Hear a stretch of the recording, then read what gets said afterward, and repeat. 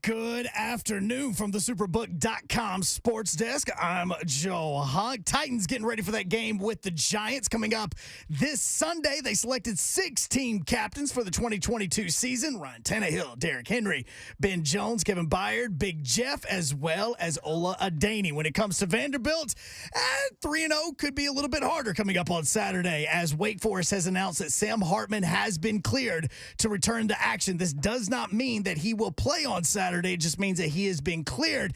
Last season, Hartman led Wake Forest to an 11-3 record, got them to the ACC Conference Championship game, and threw for over 50 touchdowns and 4,500 total yards. For all your foundation repair and waterproofing needs, you need to visit USSTN.com. Breaking news at once on your home for the Vols, the flagship station for your Tennessee Titans, and home to 3HL. This is 104.5 The Zone.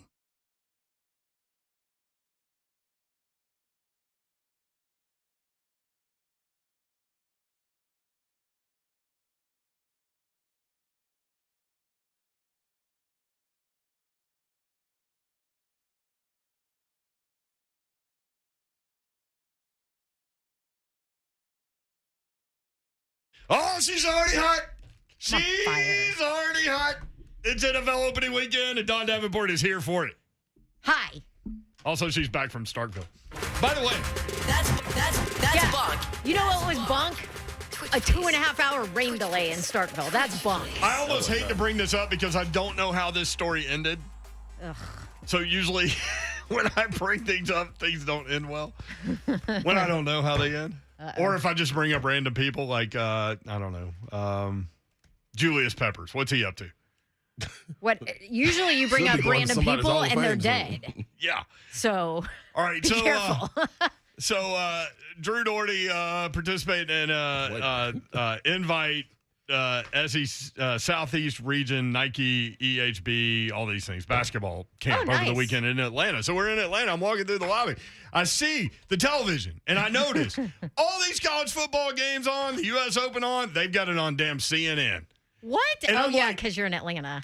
And I'm like, what? And so I look, and it's like, plane stolen from Tupelo Airport. I'm like, that's where Babs was going to get to Starkville. Good thing I flew when I flew because that airport was shut down for about 7 hours. Was it? Oh, yeah, they had to evacuate. They evacuated everybody within, like, the radius of it. Some guy stole a plane, said he was going to fly it into a Walmart. Like, this is the most random thing. I do not know how this story ends, so if it ended poorly, I'm sorry. No, they caught him. Yeah. What, they catch him with a net? I don't know how. I guess he just came down and landed. But, like, how are people just going, like, grabbing planes? Yeah, I mean. That's what's going. Well, in my mind, I'm like, Babsy is fully capable. If somebody pushed her the wrong way, Babs is like, I'm stealing this plane, and we're going to Starkville. Babs was like, listen, Leach. I mean. You don't want to talk at halftime? You just hold on. Oh, man. I got a plane. I was told that we have a Mike Leach story. Oh, no, that's not for air. Oh. That's definitely not an on-air story. Sorry. Okay, well, I just saw the tease in the text and didn't ever hear the story. Yeah, no, so. that was just a for us story. All right, Joe Hunt I will producing. say Mike Leach remembers coming on this show. Yeah. When he was on his bike in Key West. All right, well, that's good. I'm surprised, actually. Yeah. Because if you're on a bike in Key West, you're probably not going to remember like the next 12 hours. He remembered it. Wow. Yeah. Look up Garden of Eden, but don't do it at home. I mean, don't do it at work. Do it At work, home. yeah. Joe Hunt, both your teams won. Heck yeah, they did. You 2-0. still don't have a quarterback though at Auburn. Oh, no, absolutely not. No. Hey, you know what? There's a lot of teams that don't have a quarterback. You so. do have a running back at Auburn. But if we don't pick up a quarterback soon or a quarterback doesn't start playing better, that running back isn't going to matter. Because they're literally just going to stack the box against him. He's not going to do crap all season. I've already seen that story happen before. No. Come on. I need you to be a little positive. Just go back and look at 2011 and Michael Dyer. Hey. Same thing could happen. Oh, whatever happened to Michael Dyer? Oh, here we go. That was a really talented running back, Michael Dyer. He was. He didn't make it. Leave him alone. Just leave his name out your mouth. Tank Bigsby, real quick, 16 carries, 147 yards, and 2 touchdowns against Mercer. Thank God, because they couldn't throw the ball. Dog, the 2 one run he interceptions. had, though. You know what? They didn't have to, okay? The stopping That's cuts what I'm that saying. man made. Lord have mercy. That boy's special.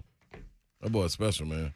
Like, we were talking about Will Rogers, the Mississippi State quarterback, because this was a funny. 450. Yeah.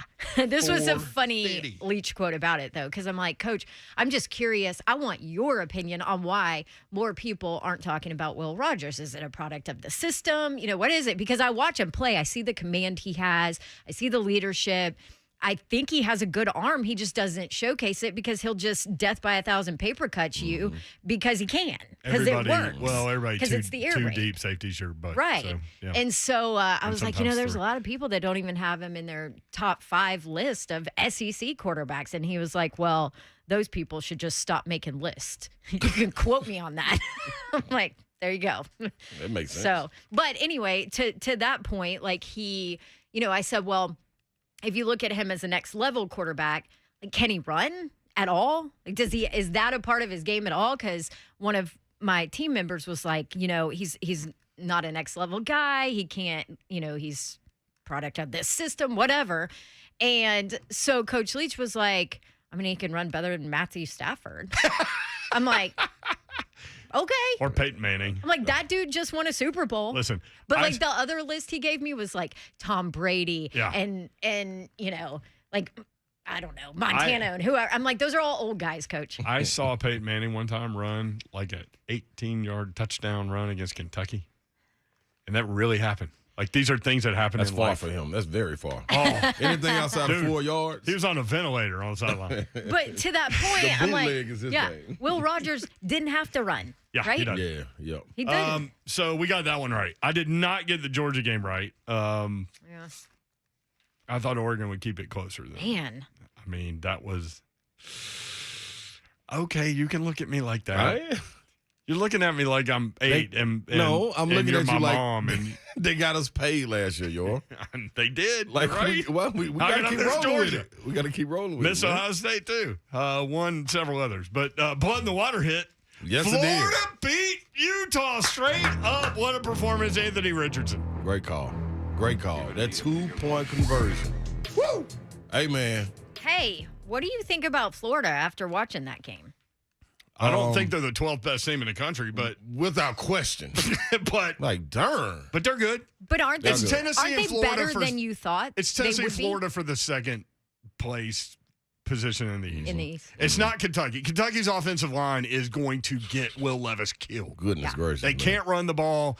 Mark Stoops, I heard him on with, I think he was on with Peter Burns on ESPN Radio Sunday morning. And he said, we're going to investigate, personnel moves on the offensive line. They're already there. Yeah. Like we were texting during the game. One. I'm like, they can't block anybody. Yeah. And this is an offensive line group that has been phenomenal for the last 3-4 years. Well, but because they've had those, we always talk about the teams that kind of benefit more than others from the COVID and that extra year. That was them. Yep. They had fifth-year guys across the line, and that's always been a position of strength at Kentucky. Well, for a while at least, for the last couple of years, I would say probably 4 or 5 years. You're right on that. Rest in peace, since John Schlarman was there, basically. So yeah, that's going to be trouble when you start facing SEC defenses coming at you. Yep, that's the thing. You know who else is trouble? Ron Slay. What's happening? Good old Rocky Top. This kind got no room. Gotta fight. This kind got no room. You're very chill today. I am. Yeah, you know why? Because you know what else is in trouble? The Ron Slate Vandy train. Yeah. Well, Vanderbilt with, you know in a control what you can control world, they can't control this, but not good news for Vanderbilt in that Wake Forest quarterback Sam Hartman has been cleared to return to action. Hartman had surgery to address a blood clot resulting from Paget-Schroeder syndrome. An ultrasound showed no further clotting and normal blood flow. He will likely play against Vanderbilt. Would you like me to? I looked it up. Yeah, please tell me. What is it? Also known as, now there's a bunch of these words in here that I can't say. Yeah. Also known as effort thrombosis, a form of primary thrombosis in the subclavian vein at the costoclavicular junction, clavicle. Think clavicle, okay. top part of the body here, gotcha. okay? Usually seen in younger patients after repeated strenuous activity of the shoulders and arms. So that makes sense, right? Quarterback, shoulders, arms, Thrombosis occurs when blood clots block veins or arteries. Symptoms include pain and swelling in one leg, It's scary stuff. chest pain, or numbness on one side of the body. That can check you out. That can check you out for your career. It can check you out. Stroke or heart attack is a possibility. If not You're treated. saying Yeah, totally life. check you out. check you Yes. out. Yeah, Yeah. life. Yeah, that's what I'm saying. Sorry, you are correct there. It's very dangerous. please. Yeah. Well, it's like, Exactly. yeah, and Trey Smith, that was his issue was clotting issues and blood clots, and it's dangerous. You got to be super careful. Well, you know what, Babsy? I'm still, and listen, in the beginning I said they're going to get this win against Wake Forest if Hartman doesn't play. I don't remember there. Wait. I don't remember there being wait. a little remember asterisk. that. No, on the it's not an training. asterisk. This is a prenup. You put a prenup on that Yeah, thing. that's factual. That's factual. Well, But- it was like but guess what? It You was a hidden married- prenup. You married yourself to a 3-0, but you put a prenup That's on right. it. That's right. Yeah. If Wake's quarterback doesn't play. And guess what? What? I'm still rolling with Vandy. Well, you shouldn't be. You still I'm still rolling with Vandy. Give me the points. Whatever No. they going to make the points. that Give me the defense points. struggled with It's, Elon. it's don't care. currently 13.5. They I got hope up we get to 31 16. points to Elon. When y'all played him in basketball, did you give up 31? I don't even remember. Probably not. Doubt it. I thought it was close. Doubt it. Now, Yeah. But Mike Wright, that's what I'm saying. could you imagine With a little offensive line. if Mike Wright didn't Well, play that at too. Vanderbilt? Yeah. That dude had 6 touchdowns. If he doesn't, they get beat by Elon. Mm-hmm. Like if you don't have Mike Wright on the roster and you're playing Ken Seals, God That's love you, serious. Ken. They lose to Elon. Factual. I think he helps them get over the hump in this game. Now, I don't know what happens after, but, man, Mike Wright, man, young man special. This is a special quarterback Legit. play going on in the SEC right now. No. Ron Slay's very first basketball game, November 22nd, 1999. Tennessee gave up 56 to Elon. Oh, look at that. Oh. I mean, What did we score? close. What did we score? 116? 95. Makes sense. Makes sense. 56. It makes sense. We probably played Now- all 13 guys. Too. It doesn't necessarily mean Sam Hartman is definitely playing, right? I saw No, he one- said he's starting. I saw one Okay. report that said he's starting. And I just wonder if they're going to be careful or what. see, that's my thing. I don't think But so. he's cleared. He's cleared. How long has he been practicing? Well, shoot, that was what? A week into fall camp, I think. What else are you going to do at Wake Forest?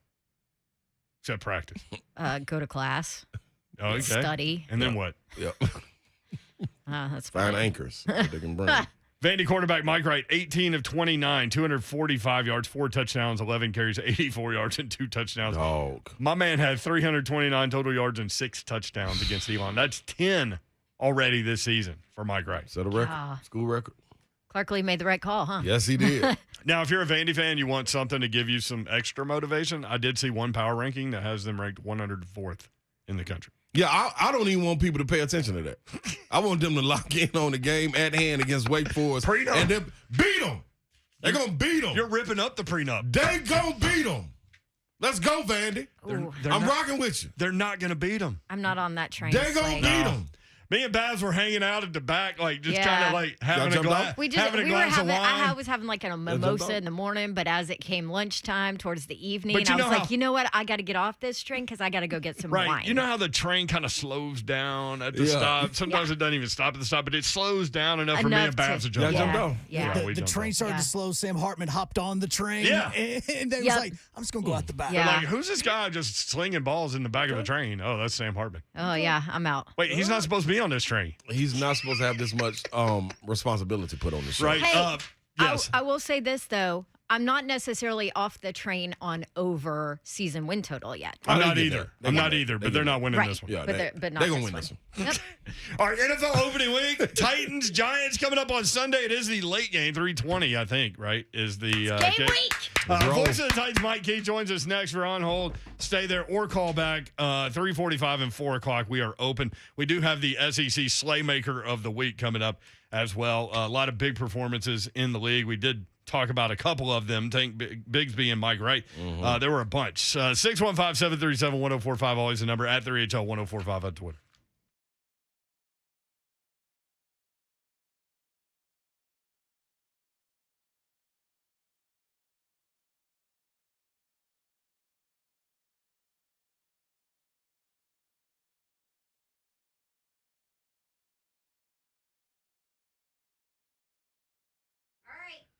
Do you want me to go, Babs?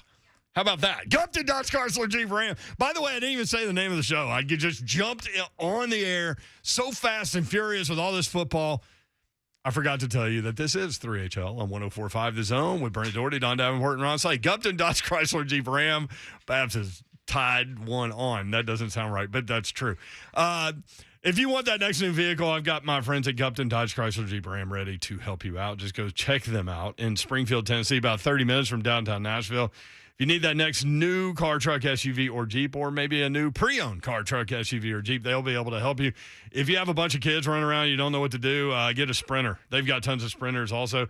Jeeps, I just bought one. Absolutely love it. They're amazing. I've always wanted one, and we finally got one, and we absolutely love it. Can't wait for these fall drives with all the windows and doors out. That's what's going to happen. Gupton Dodge Chrysler Jeep Ram, best in the business. Check them out online. GuptonMotors.com is the website. That's GuptonMotors.com. And it's about 30 minutes, as I said, from downtown Nashville. 24 West, exit 35, straight shot, 3450 Tom Austin Highway. Tell them Brent sent you. Take your test drive. Go inside. They'll help make the numbers work. It'll be that easy. That's Gupton Dodge Chrysler Jeep Ram.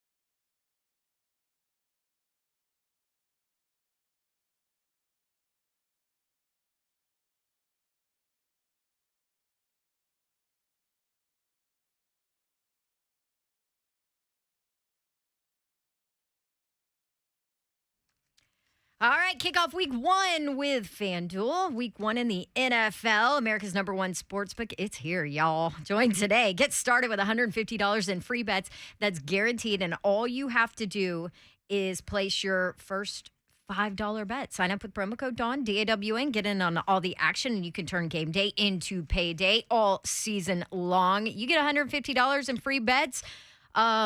Which way are you going? Titans over Giants, period. Doesn't matter that there's no Harold Landry. Play your way and bet on more than just the final score. Wagering on everything from touchdowns to total yards to catches. And you can even combine bets for a chance at a bigger payout with a same-game parlay. Don't fumble your chance to get $150 in free bets. Win or lose. Again, that is promo code DAWN to get in. Make every moment more with FanDuel, official sportsbook partner of the NFL. You do have to be 21 and older and present in Tennessee. First online real money wager only. $10 first deposit required. Bonus issued as non-withdrawable free bets. Expires 14 days after receipt. Restrictions apply. Terms at sportsbook.fanduel.com. Gambling problem. Tennessee Redline 1-800-889-9789.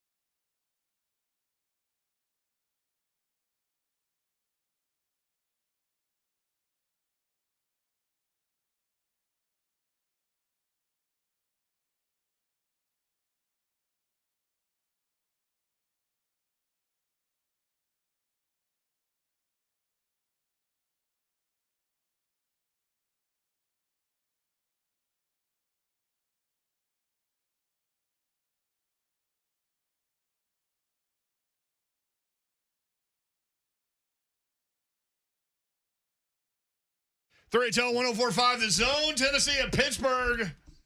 Coming up on Saturday. Catch all the action right here on 104.5 The Zone. 2:30 kickoff. We won't end, baby. Tennessee, a 7-point favorite on the road against a ranked team. How about that? Yeah.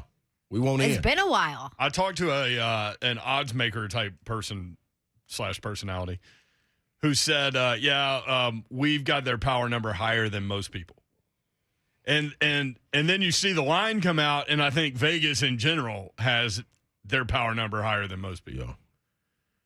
Should be. So we'll see what happens. But, it opened at 5. It's up to 7. Take it on up. Hey, I'll wait. What? 10 or better.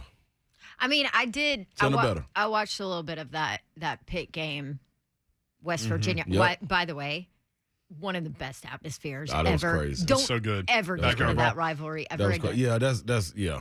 I mean, Pitt needs that. that was so good. Keaton Slovis Mm-hmm. Well, the thing about it, too, dropping is the F-bomb on them. Pitt had to show everything. Tennessee, Yeah, that- I literally think Tennessee ran like 6 different plays. Yeah. That's the thing. Yeah. That's the thing. And when But you- even watching it, I think they're going to have a tough time with Slovis Tennessee. pretty good, though. He is. he is. He's better than I thought he was. Yeah. Imagine if he had Jordan Addison still. Goodness. If anybody had Jordan Addison. Yeah. What if the Titans had Jordan Addison? I can get Jordan. It is opening week in the NFL. It all comes to a head on Thursday. Bills and Rams. And a lot of people back in the Rams. I go the other way on that one. I'm going Bills on the early look. Torn on that one. Yeah. But the Titans-Giants coming up this weekend. Play-by-play man for the Tennessee Titans, the voice of the Titans. Mike Key joins us now. Mike, what's up? How are you? I'm good, man. Can I start with college football since you didn't have a game this weekend? Sure. How great was college football this weekend, Mike Key? It was pretty good. Right? I enjoyed quite a bit of college football, as a matter of fact. I don't usually get to do that, but enjoyed North Carolina and App State. 40 points. Gene Chizik gives up 40 points and 6 touchdowns in the fourth quarter and wins. Well, it was 41-21 early in the fourth quarter. Carolina scored to go up by 20, and you think it's over. And, I mean, the crazy part of it was that it didn't go into overtime. Yeah. You know, that was the thing that was so wild. I don't know that I've ever seen a team score 40 points in a fourth quarter. Ever. Never. That was crazy. I've heard of, I mean, it happens periodically in a, Alabama-Utah State game where somebody will score 42 in the second quarter. But, I mean, that was just nuts. That was good. And then LSU-Florida State was pretty interesting, too. That one was crazy. I Good mean, for how- Mike really Norvell, was. though. How Man. many blocked extra points do you ever see? Much less, like, with no time on the clock To to win it. put the game in overtime. Yeah. Yep. Well, the best football game I ever saw in person in high school featured a blocked extra point at the end. Oak Ridge beat Knoxville Central 42-41. I was there. Sean Yes, Summers Todd- and Todd Helton, right? Yes, Sean Summers and or was it Kippy Bayless and Todd Helton? I can't. Well, Todd Helton went crazy, and Oak Ridge was fantastic. I think it was Sean Summers. I think you're right. It was. And because Kippy Bayless was a little earlier, but the whole thing was just crazy. Y'all are like historians here. Exactly. Well, Just but I mean, information stored. this was a game that was unfortunately a semifinal Right. because I mean it was phenomenal. And Mike, it was packed. I was a student at UT, and a bunch of students went because they knew like the kid from Oak Ridge and the kid from Knoxville Central were going to Tennessee. And so everybody wanted to see Sean Summers and Todd Helton go at it, and nobody was disappointed. We just stood like 10 deep on the rail. It was crazy. It was so good. I mean, the whole thing was just so good, and those kind of games are really thrilling. I don't know about 63-61. Yeah. I mean, Like, what's the, There's no defense. And then- does It's not a say a lot priority. about the old defense. Yeah, it really doesn't. And Isn't that where the Auburn guy ended up? Didn't he go back as the defensive coordinator? The guy who was on SEC Network? Gene Chiswick, yeah. Gene I actually, Chiswick, I work their game this weekend, by the way, Mikey. So, yeah, thanks. I can be like, Chiz, what happened last week? Sure, he'll be excited to talk about that fourth quarter. Yeah, that's a tough one when you've been on TV criticizing everybody for 3 or 4 years. Yeah. And it's like, Yep. Mike, high scoring game. You could have always tuned into the Iowa South Dakota State game though, 7-3. The old 7-3er. Yeah. Wow. That was a Dandaroo. 230 total yards between the two Crazy, teams. man. Yes. It was. So it was a field goal and 2 safeties, right? Yeah. Crazy. But the whole thing about that is Iowa won, Mm-hmm. and you'll probably look back on that when I was sitting here, 7-2 in a few weeks, and you'll go because you lose that one, you're probably 4-5. Yeah. But you find a way to win that ball game, and it can be just such a turning point in your season. I mean, it's a lot of the same way the NFL factors into the first 2 weeks. There'll be a lot of one and ones after 2 weeks. But if you're 0-2, you're in a world of hurt. Yeah. It is so hard to dig out from 0-2, and I mean, why that is, I don't know, but it is brutal. Mike Keith with us on the Mark Spain Real Estate Hotline. Thanks to Farm Bureau Health Plans. Need great health care coverage with an affordable price tag. Let Farm Bureau Health Plans coach you through it. They've been protecting Tennesseans for 75 years. Titans opener is upon us. Titans-Giants coming up this weekend. We've had some really interesting Titans matchups in the past, and 2 come to mind, Mike. The Steve McNair game in New York or New Jersey, actually, and the Vince Young game coming from deep in a hole against the Giants here in Nashville. Well, and you go back to the 2000 season where the Titans beat the Kerry Collins quarterbacked Giants, who ended up in the Super Bowl. Yes. And it was a 27-13 game, but the Titans kept the ball for, I think, 45 minutes. And if I'm not, Eddie George carried like 74 times for 800 yards. It was just a beatdown. The Giants scored late to make it as close as it was. And so you have that one. You have 2010, Chris Johnson ran wild at the Meadowlands. And then 2018, the team's first shutout in 18 years.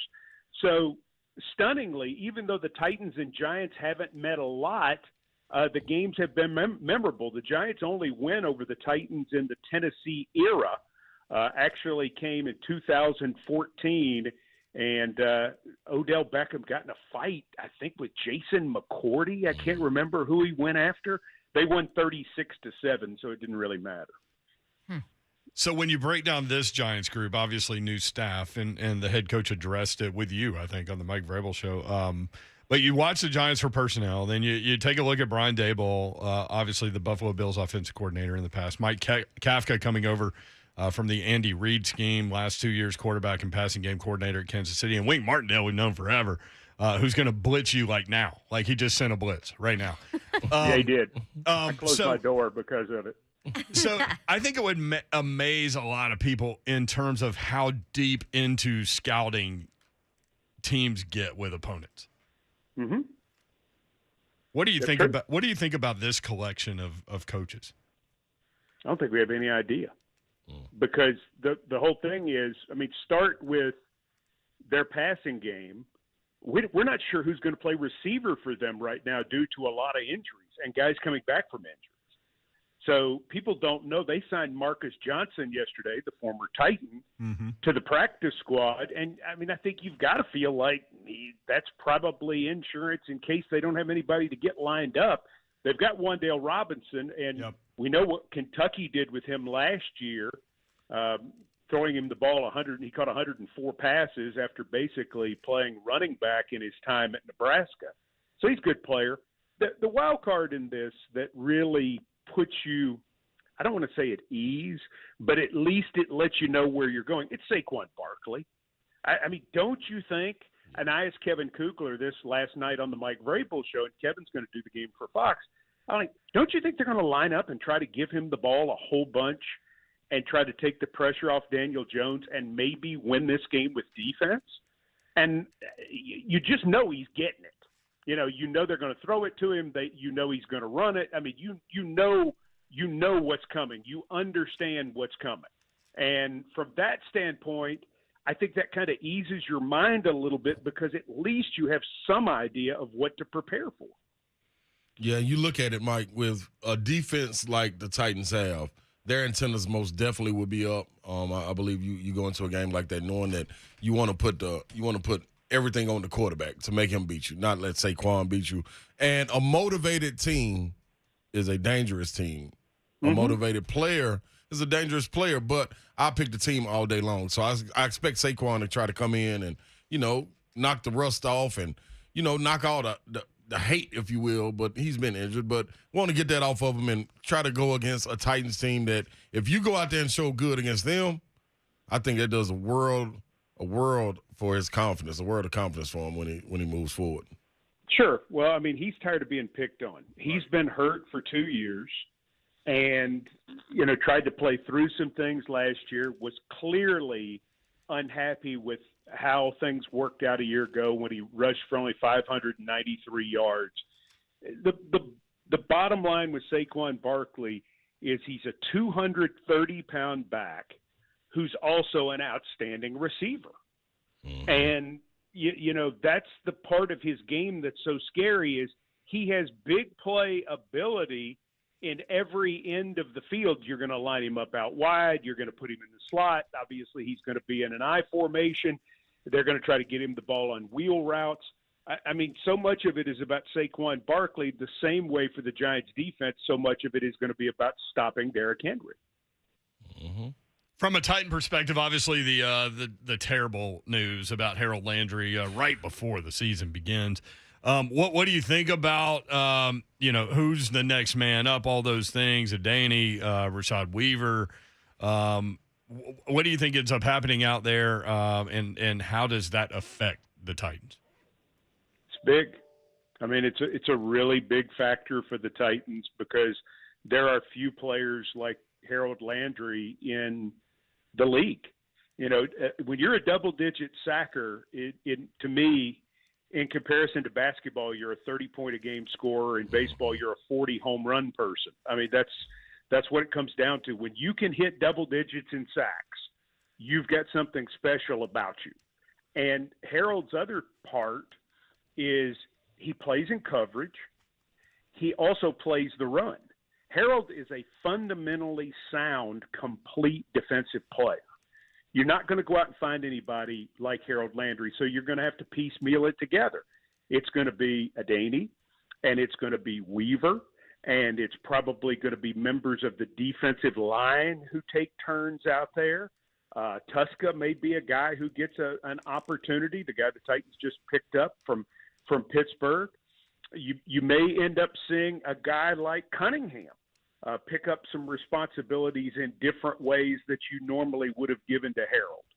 I'm not giving you the fundamental, we all have to step forward, Chad. I'm not doing that. I'm saying that's how it is. It's no big, sitting here trying to come up with something out of a book that, sounds good. I mean, this is a blow.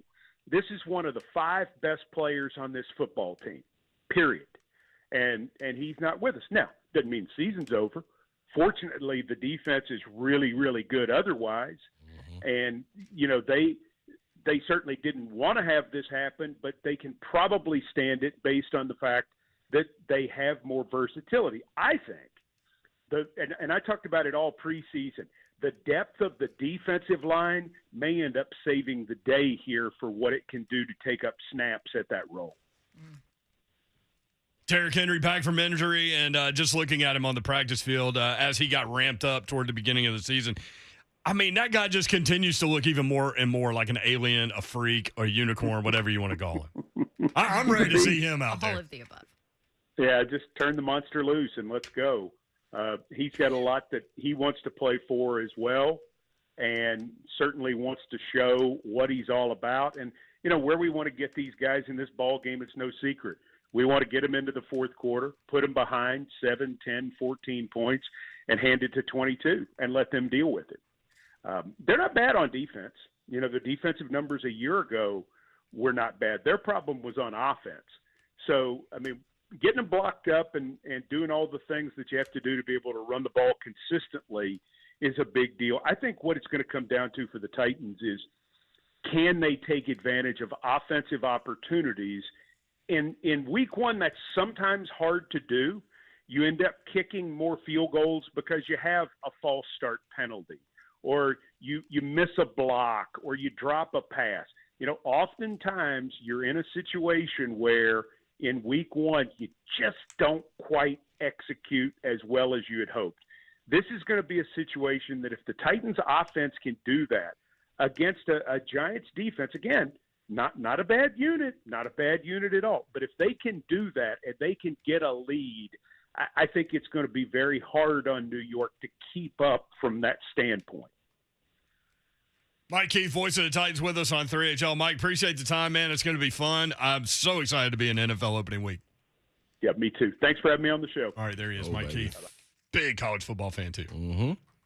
He was pleased with the Vols, going up and handling business, getting ready to go to Pittsburgh. Did Tennessee score on their opening offensive play? You called it. Factual. Oh. You It's not called like that. that's a hard call, though. Babs! They could have gotten the ball in their own 20. That was backhand. They do it all the time. Listen to her. Backhand slap. No love. No love. Slay's got some love. The SEC Slaymaker of the Week will be revealed next. 3HL, if you want in, we have time for you now. 615-737-1045.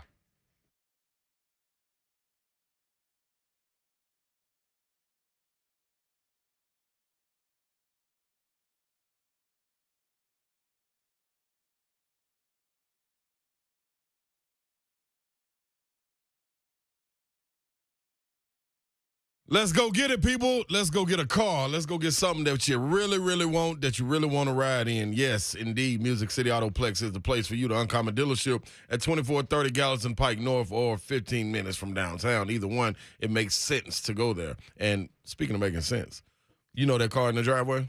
Yep. You thinking about trading it in? Well, they got $500 guaranteed on any written trade offer. Yep, that's an extra $500 guaranteed. Music City Autoplex wants you to trade, and they want you to get into your next dream car. You may be asking yourself, what makes Music City Autoplex different, though? Yeah, well, let me tell you. They can also help you get approval for anything. Yeah, anything on the lot you need for purchase because of their relationships. While other dealerships have been dwindling their inventory because they're worried about the economy, nope, Music City Autoplex, they've increased it. They know people still need cars, and when you do, this is the place you want to go to. F-150s, SUVs, cars, like foreign cars. It don't even matter. You just get there. So bring into your trade the Music City Autoplex Uncommon Dealership. Go get your car.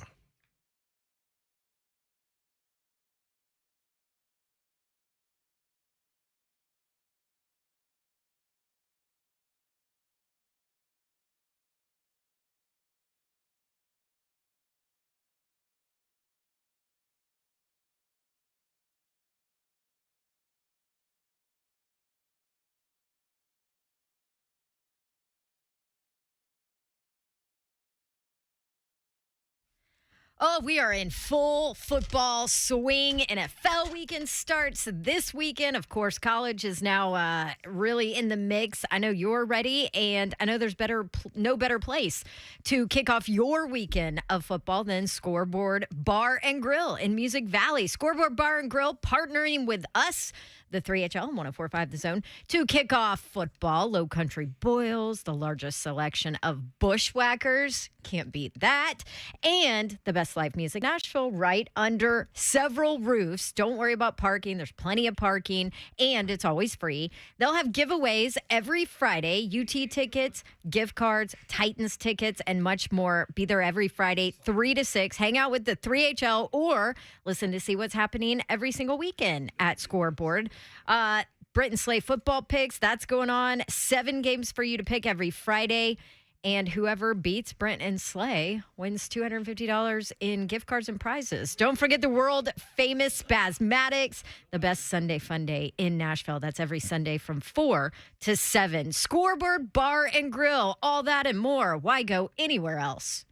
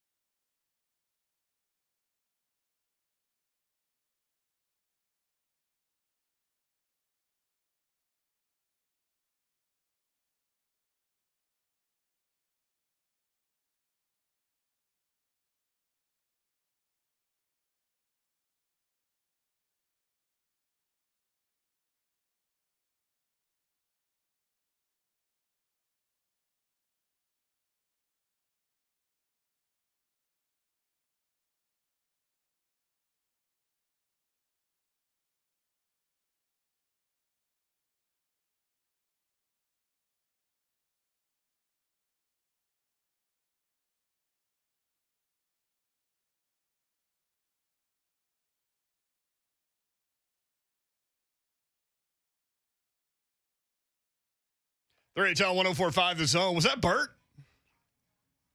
I believe it was. We're on it here. Man, there's some dark clouds out there, bro.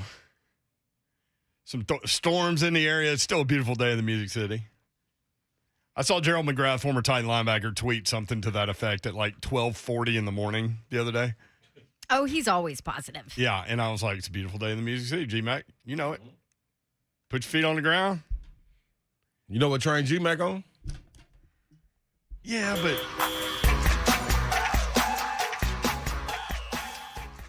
Just saying, you curl your toes on the carpet like Bruce Willis in Die Hard. Except I don't believe in carpet. Like, I love hardwood. Yeah. Oh, jeez. This is random.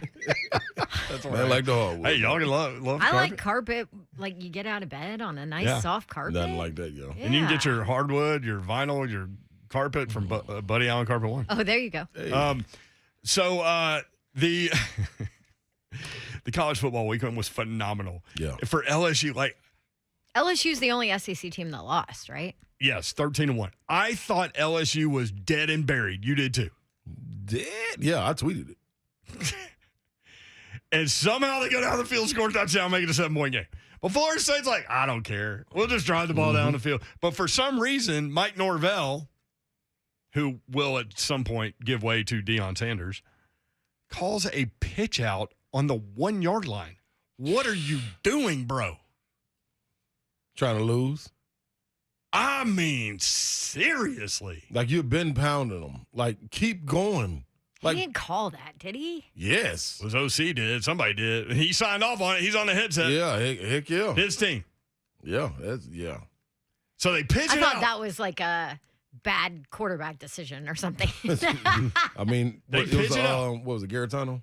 Yeah, Garantano would pitch it out there. No, he would have faked the pitch out. He would have been told to pitch it and just snuck it and then fumbled. Naked bootleg. But they pitch it out. The running back takes his eyes off the ball to see where the defenders are and drops it. Yeah. And LSU, who has no timeouts at that point, recovers the fumble. Oof. And they go down the field 99 yards and score a Hell of a drive. miraculous drive and a miraculous touchdown. And they're going crazy Finally in got New Orleans. Butte involved. And then you run the kicker on the field. He got one job. And you run the blockers out there in front of him. They got one job. And the extra point is blocked. And LSU, who has benefited from so many weird plays over the last several years. In New Orleans. Brian Kelly. Is that the Brian Kelly effect? If Brian Kelly's not faking the Southern accent, do they make that extra point and win in overtime? What, you're saying it's karma? I don't If he know wasn't what doing it that is. dumb No. dance It's with the weird. 2 fingers No, over his ass. I mean, that was the second blocked kick on special teams. So Blocked a that's field goal, blocked an extra point. I think that's like that's a young kicker, right?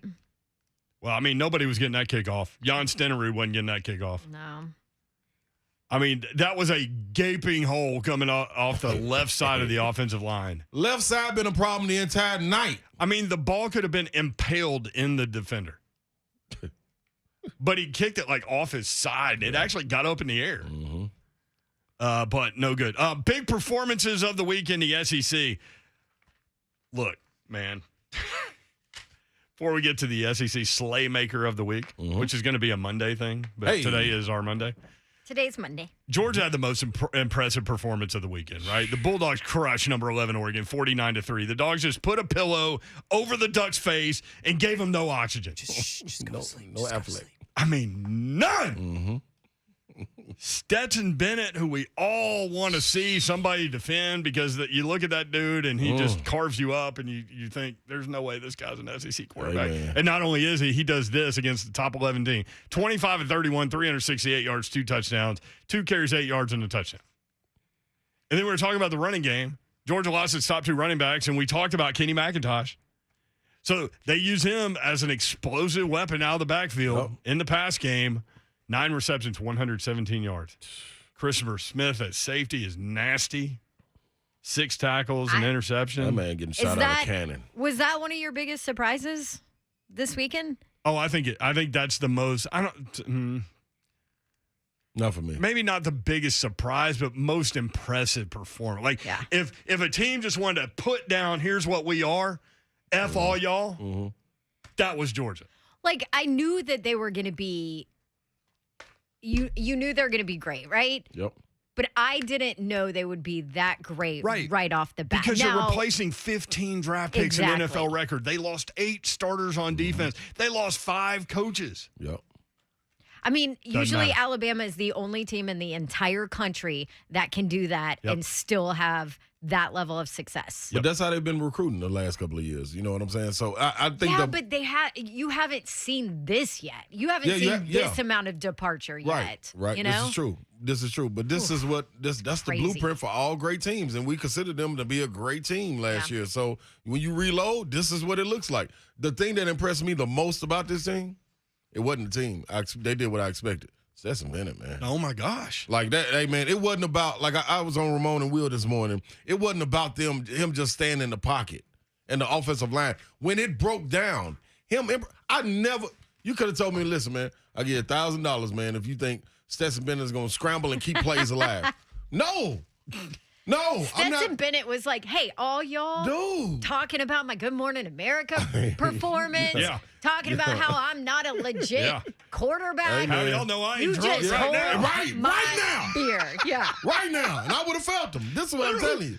Literally, the backup quarterback's got a clipboard in one hand and Stetson Bennett's beer in the other. Hey, man, that man scrambling around to keep the play alive, man, and then throwing darts, that's what's up, man. Well, that was impressive. Man. Here we go. He Also, almost made the Slaymaker of the Is week. he your Slaymaker? Almost. He almost made it. all right, SEC Slaymaker of the week. A lot of performances. Yes. Stetson Bennett. We mentioned Tank Bigsby, Mike Wright, Hendon Hooker, big day. Yep. Bryce Young, 195 yards, 5 touchdown passes, 100 rushing. Okay. They played Utah. Guess how many sacks? Tennessee took some meat for no sacks against Ball State. Guess how many sacks Alabama had? A minute.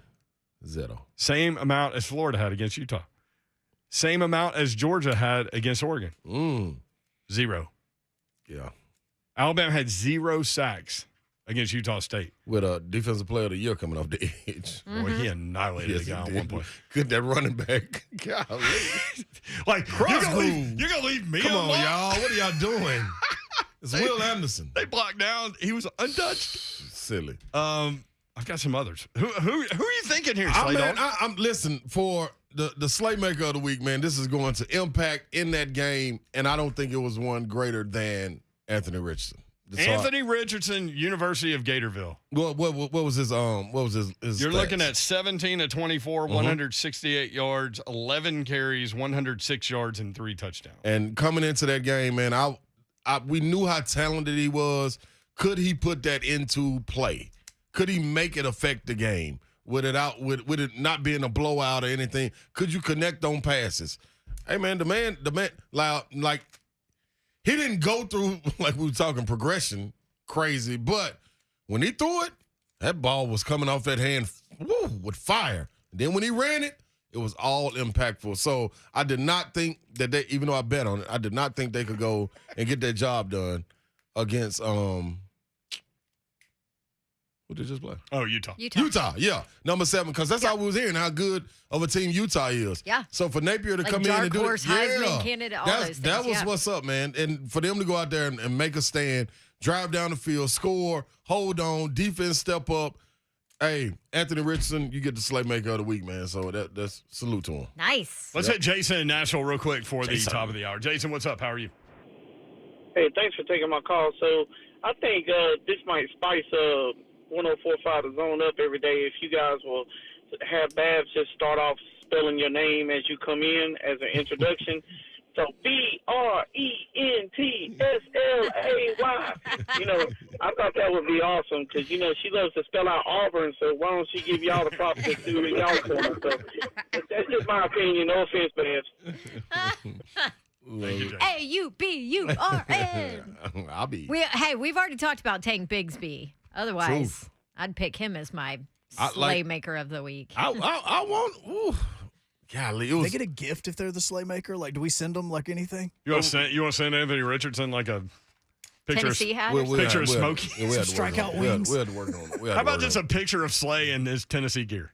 We had to work on it. Congratulations. Sure, that would go over well. But it was a lot of great performances. Like Mike Wright was in it. Yeah. Like Do he I was get up to for- pick one? Oh, go Babson. Well, we're going to do Babs' Badass coming up at 4. Yeah, I think you should. Did you know about that? Oh, I didn't. I Hey, missed if we the got a memo. Slaymaker of the Week, we got to have Babs' Badass, Okay. right? Okay. And you know what? We can't leave out, we got to get in there. The offensive line of the week. It's offensive line of the That's week. right. Well, is there even an argument? They're already talking about changing it up. Hey, we'll see. You just play Miami of Ohio and then just start the rotating chairs on the offensive line. You're soft. It's offensive line. FD. All that coming up. WFT. Soft. Yeah. All that coming up. Mark and Bowling Green, Buffalo, 615-737-1045.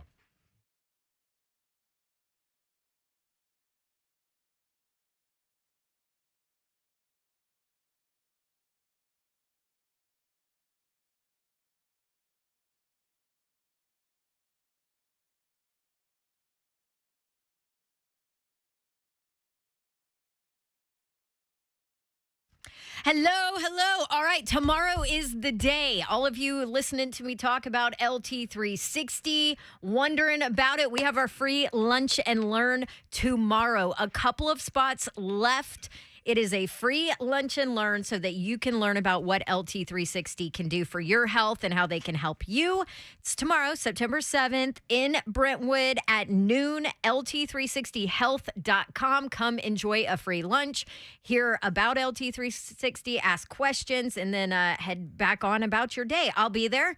And LT360 will tell you about how they are all natural healthcare, non-pharmaceutical options. They give you answers, they give you results, and they teach you how you can lose weight, prevent disease, reverse disease. Maybe you want to get off prescription medications, overcome high cholesterol. Are you tired?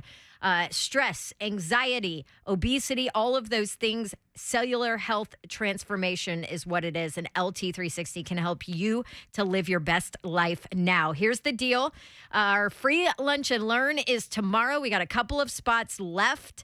Register online at lt360health.com. Right when you go to the website, it's the first thing on the page, lt360health.com. Or you can always call Eric at 615-815-0390. That's 815-0390. Register that way. We'll see you tomorrow at noon.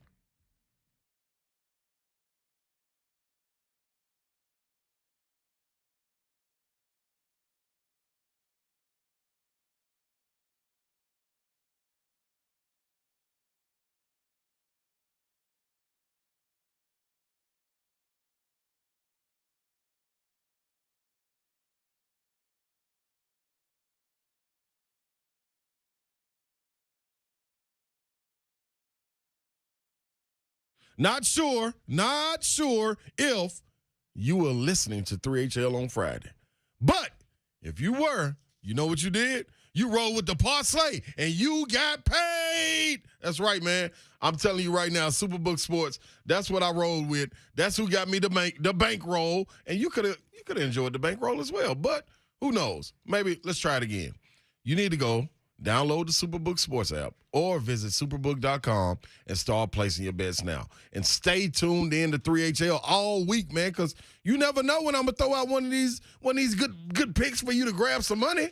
Now, you know what I mean? SEC, NFL cranking up this week. Wager on all that and more right now at Superbook Sports. Along with football, you can do all other major sports. Baseball getting ready to go into the playoffs soon. Hey, just stay and pay attention. Get into action right now with Superbook Sports. Visit superbook.com for terms and conditionings. Conditionings. I don't know why I want to say that, but conditions. Gambling problem, call 1-800-899-9789. Book it.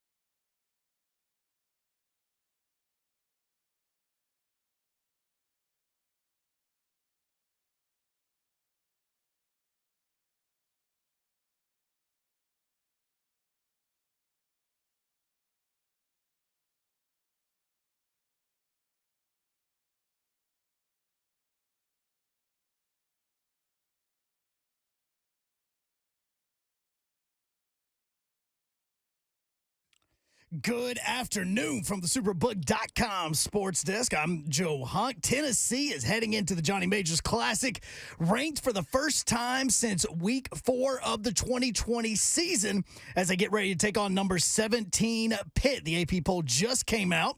And yes, Tennessee did get in, as I just mentioned. Vanderbilt, on the other hand, where Tennessee fans are getting excited, Vanderbilt is going into the Wake Forest game 2-0. But Wake Forest has announced that Sam Hartman has been cleared to return to action. Last year, Hartman led Wake Forest to the ACC Conference Championship game and passed for over 50 touchdowns and 4,500 yards. For all your foundation repair waterproofing needs, you need to visit USSTN.com. Breaking news at once on your home for the Vols, the flagship station for your Tennessee Titans, and home to 3HL. This is 104.5 The Zone.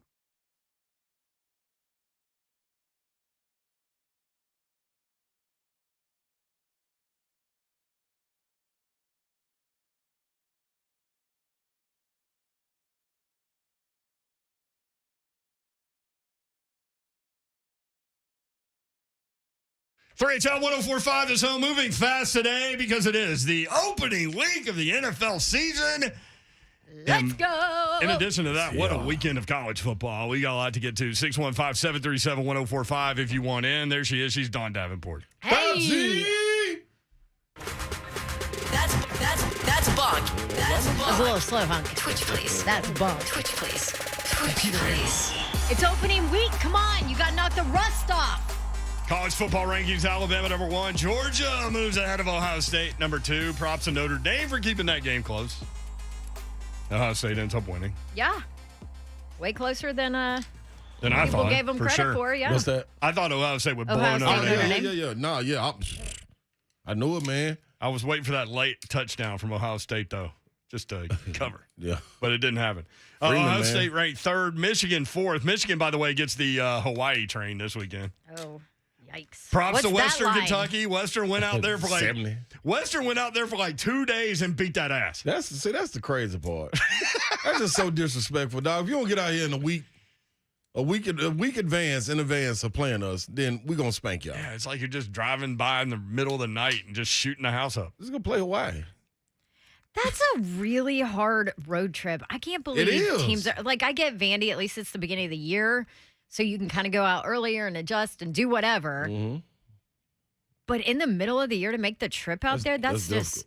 that's rough. Rest wise and everything, like it's hard to get on schedule. Like Yeah. it's tough. Wake Forest quarterback is going to play on Saturday. Come on, Hartman, bring it. Is Ron Slay still on the train? He is Ron still- Slay.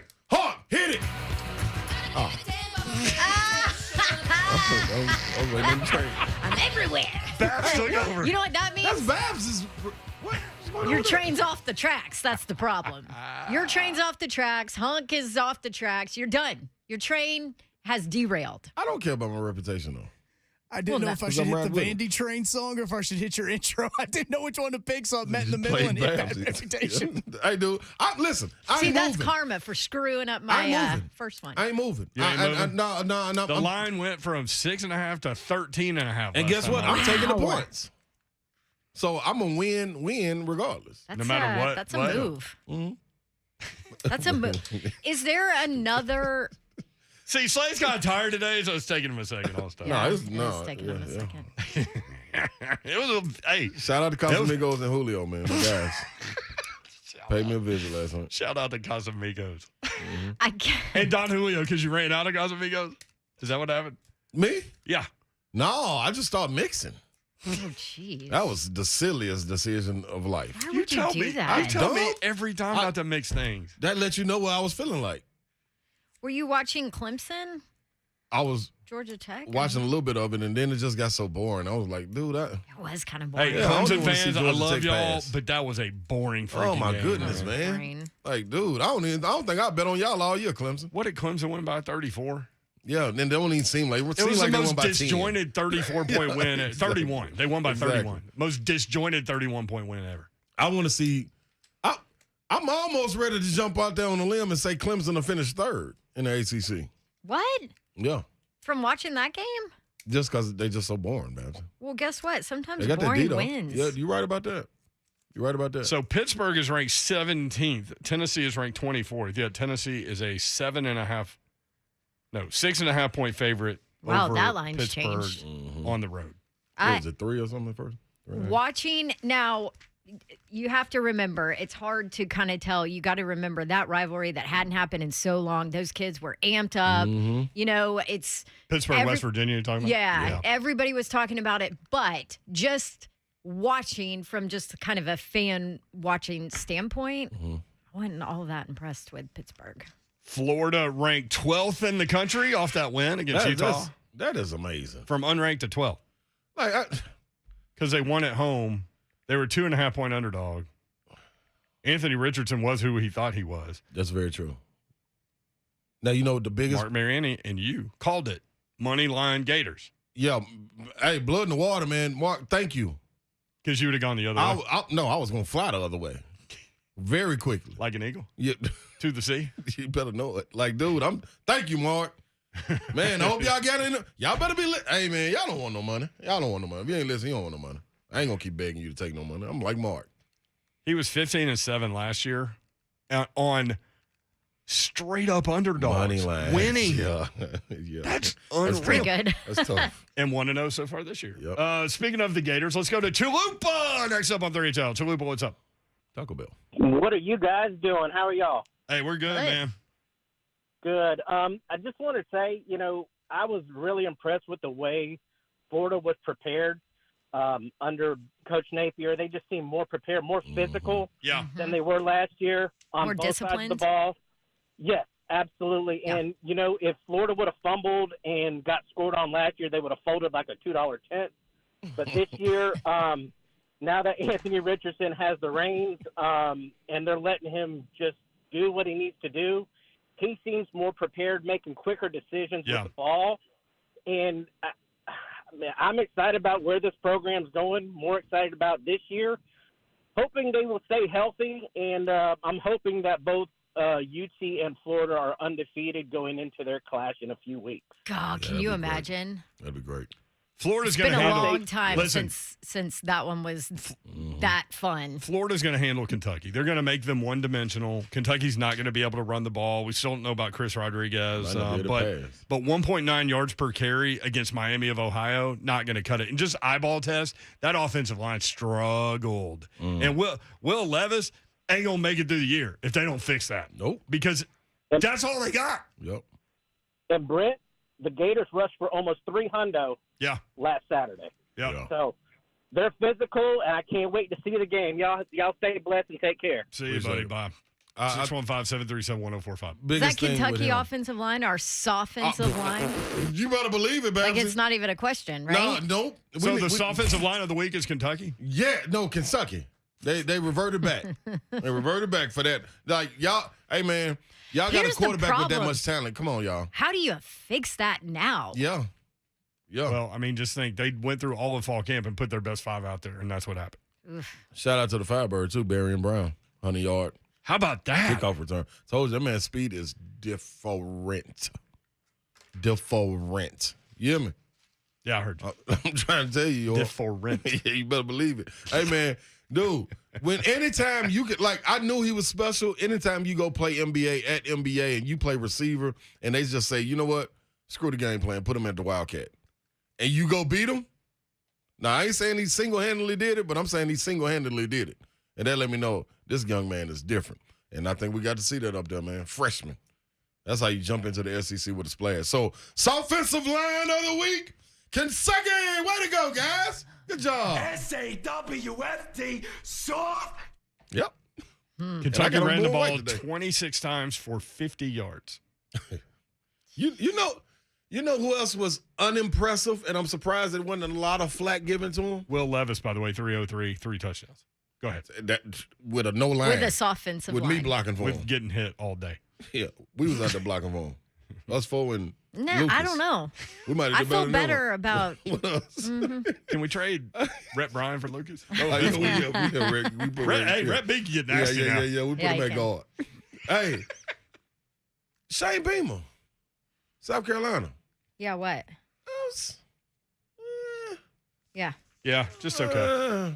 Now, I will say that the game was not as far apart as the score 20-14. led it to say. South Carolina led 20-14 5 minutes to go, third quarter, when they blocked a punt and scored. Yep. And got separation. Twice. It happened twice. Yeah. So you take away those Georgia point in the State game. blunders.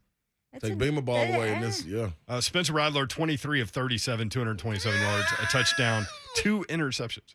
I hope he don't make Babs badass of the week. Yeah, that leads us into Babs. Babs is badass of the weekend. Babs, what's up? So I'm going this is actually one of Slay's dudes. Okay. I'm going KJ Jefferson. Hey! Arkansas. 18 to 26, 223 yards, 3 touchdowns, 18 carries, 62 yards in a score. A lot of carries. And a shout out to our local kid, by the way, Trey Knox, too. 6 for 75 and 2 scores for Murfreesboro Blackman.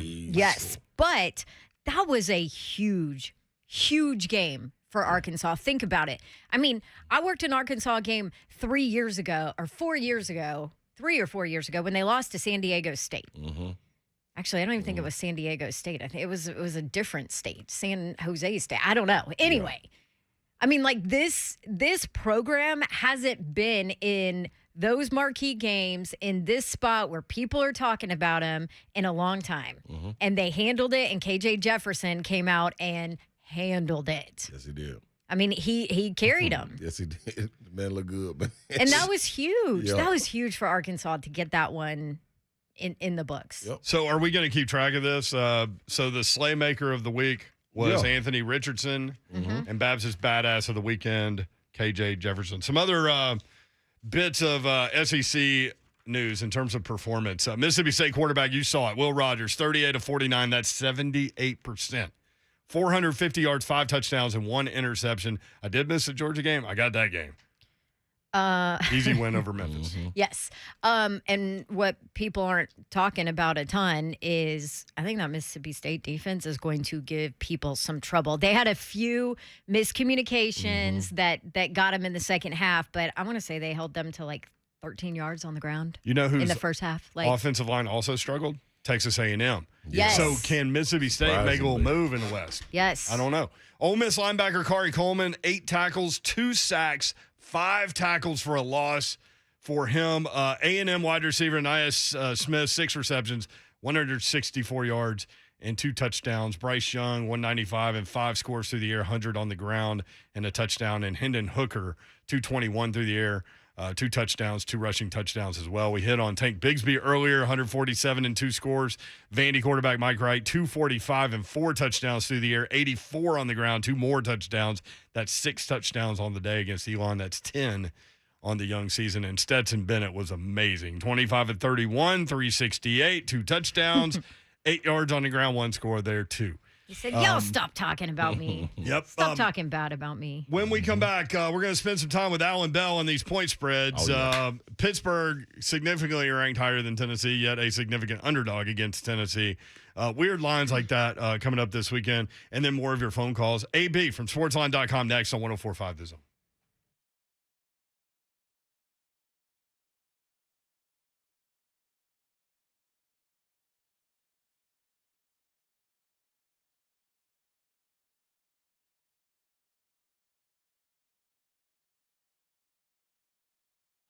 Oh, man, it's coming up. Bristol Motor Speedway, and you need to be there. They've got racing on Thursday, September 15th, Friday, September 16th, and then the big race on Saturday, September 17th. That's the Bass Pro Shops night race. I've been to the day race. I've been to the night race. Phenomenal events at Bristol Motor Speedway. If you have a sports bucket list, you need to check this off. Number 1, Bristol Motor Speedway needs to be on your list. Then you need to check it off, and you can get it done. BristolMotorspeedway.com for tickets, BristolMotorspeedway.com. Thursday, the Truck Series, that's September 15th. Cutoff race for the field of 12, narrowing down to 200 laps on that Thursday. Friday, you got the Food City 300 NASCAR Xfinity Series, 300 laps under the lights. Last year's last lap was a crash fest with plenty of hot tempers. Always so much fun. And then the Showdown on Saturday, September the 17th. Bass Pro Shops Night Race, the race of the year at the Coliseum.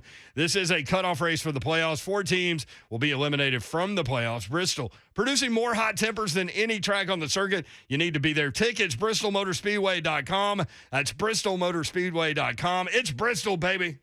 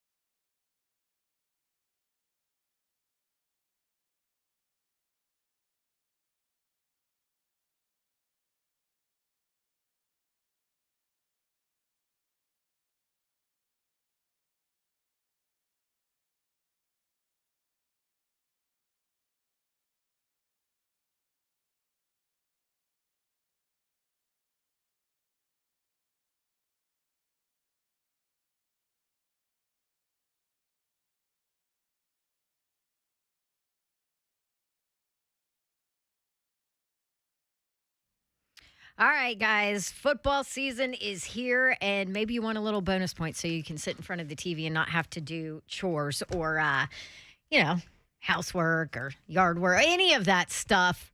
It's okay. I got the perfect gift that you can give. How about a day at a Moment's Peace salon and day spa? There you go. Schedule it out for all day Saturday. Then you're free to do whatever you want. Send your special person to a Moment's Peace salon and day spa for a choice of 10 12 different services, all under one roof. We're talking massages and manicures, pedicures, sunless tanning, waxing, skincare, facials. There's a hair salon. They do makeup, top to bottom. Anybody loves a spa gift. You can just do a gift card, too. Maybe you don't know what to get her from a Moment's Peace salon and day spa. Well, no worries. Print a gift card directly from their website. You could do it Friday night even. Or you can even go above and beyond and get them to actually beautifully wrap it up for stunning presentation, pair it with another gift, and deliver. There you go. They'll help take care of you so that maybe you can hang out on the couch and watch some ball all day. Gift cards available 24/7 on the website, amomentspeace.com, or give them a call if you want some help. 615-224-0770. Any special requests, they can take care of that for you. 224-0770, or just stop by. They're in Cool Springs across from Interstate 65 and the Gallery Mall, right there at the intersection of Carruthers Parkway and Bakersbridge Avenue. A Moment's Peace salon and day spa.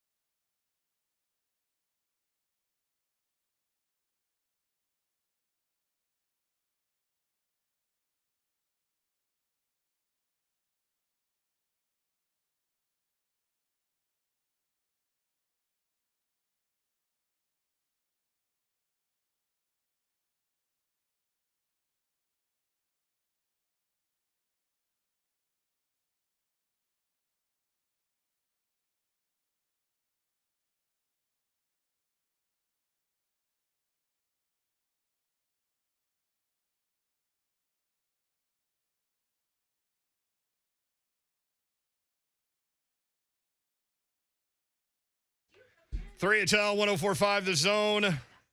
Fred Doherty, Don Davenport, Ron Slay, producer Joe Hunk. Woo, baby. Woo. We're so on key on this show. some strangled cats. Woo, woo, woo. Speaking of that North Carolina ridiculousness, ACC teams playing these road games against non-Power 5 teams. Mm-hmm. What y'all doing? Get this. Trust me. Mac Brown did not sign off on this schedule. This was done before he got there.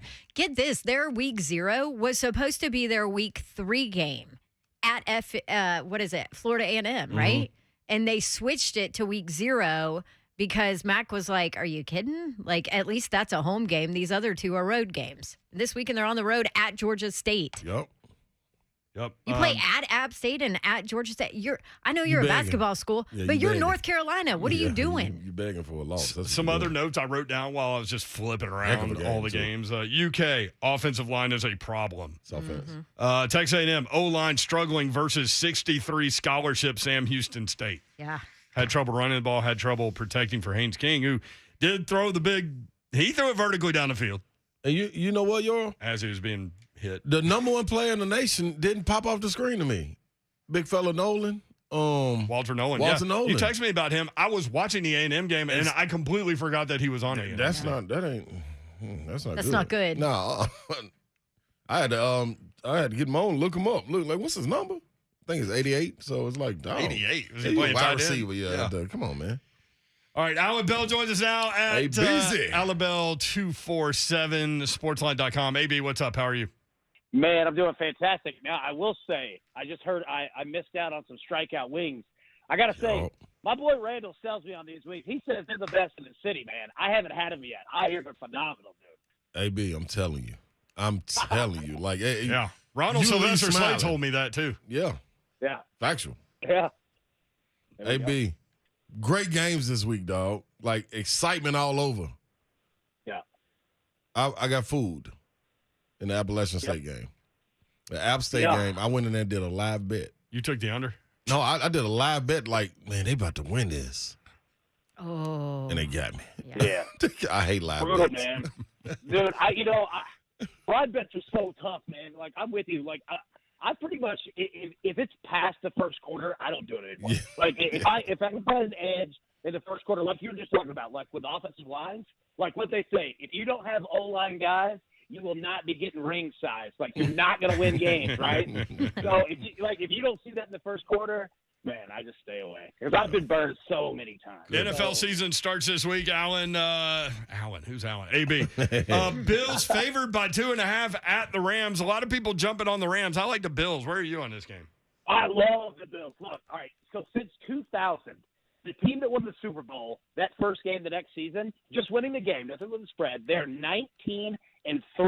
And in Week 1 games under Sean McVay, the Rams are 5-0 straight up and 5-0 against the spread. You could throw all of that out the window. The Bills are going to smash on the Rams.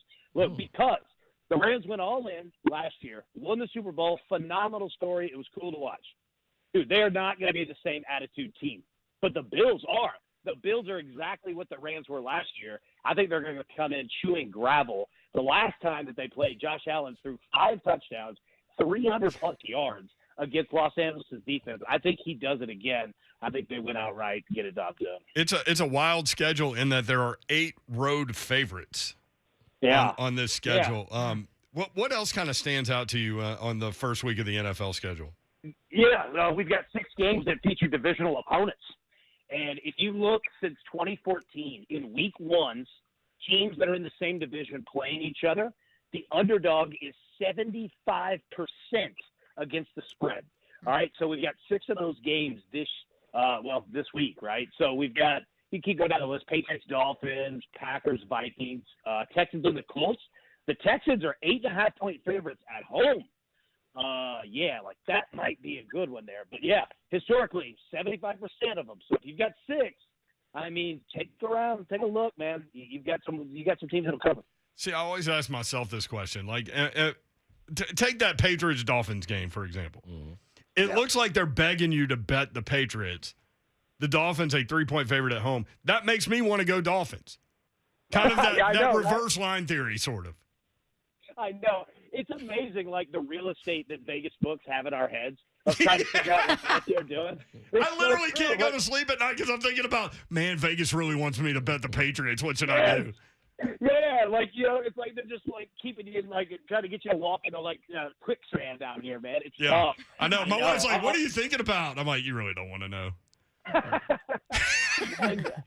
I know. If she's thinking it's something bad, you're like, thinking about point spreads, Yeah. Like, like, that's the tough part, man, is, like, figuring out this week one. And then also, what do you do with teams that have brand new head coaches, okay? So, historically, coming into this year, teams that have a brand new head coach in week one are 38% straight up, meaning that they lose.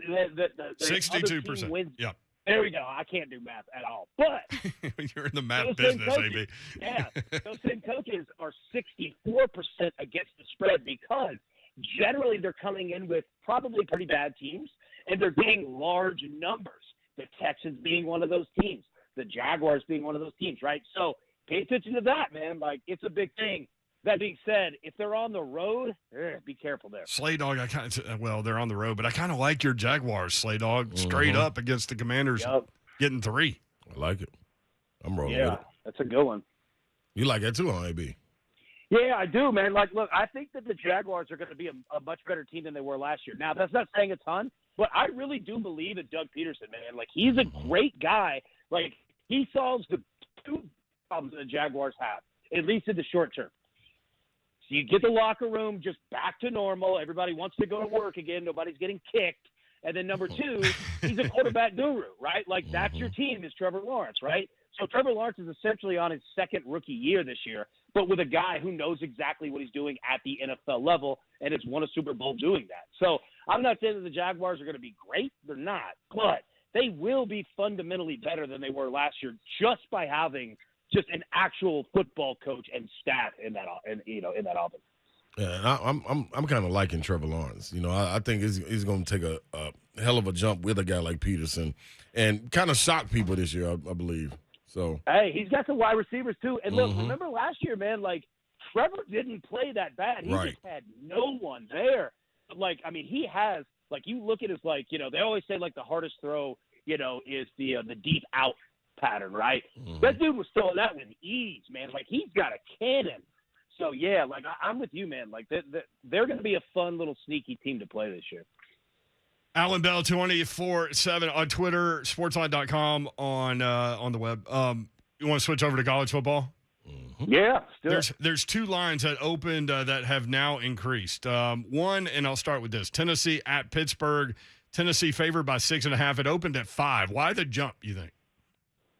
Just because Tennessee's a popular team for bettors. They were last year, and they looked apart in week 1 against Ball State. And, not that Pitt looked bad, but West Virginia is not that good of a football team this year. And I think that Tennessee's just such an attractive team for bettors, whether people are in the SEC and watch them or, it's people that don't really get a lot of Tennessee games on out in, Oregon or Washington or whatever, right? But they see a team that's just putting up massive numbers. And I'll say this, okay, anybody out here that you don't want to bet full games, Tennessee is a 0.5 point favorite in the first quarter against Pitt, okay?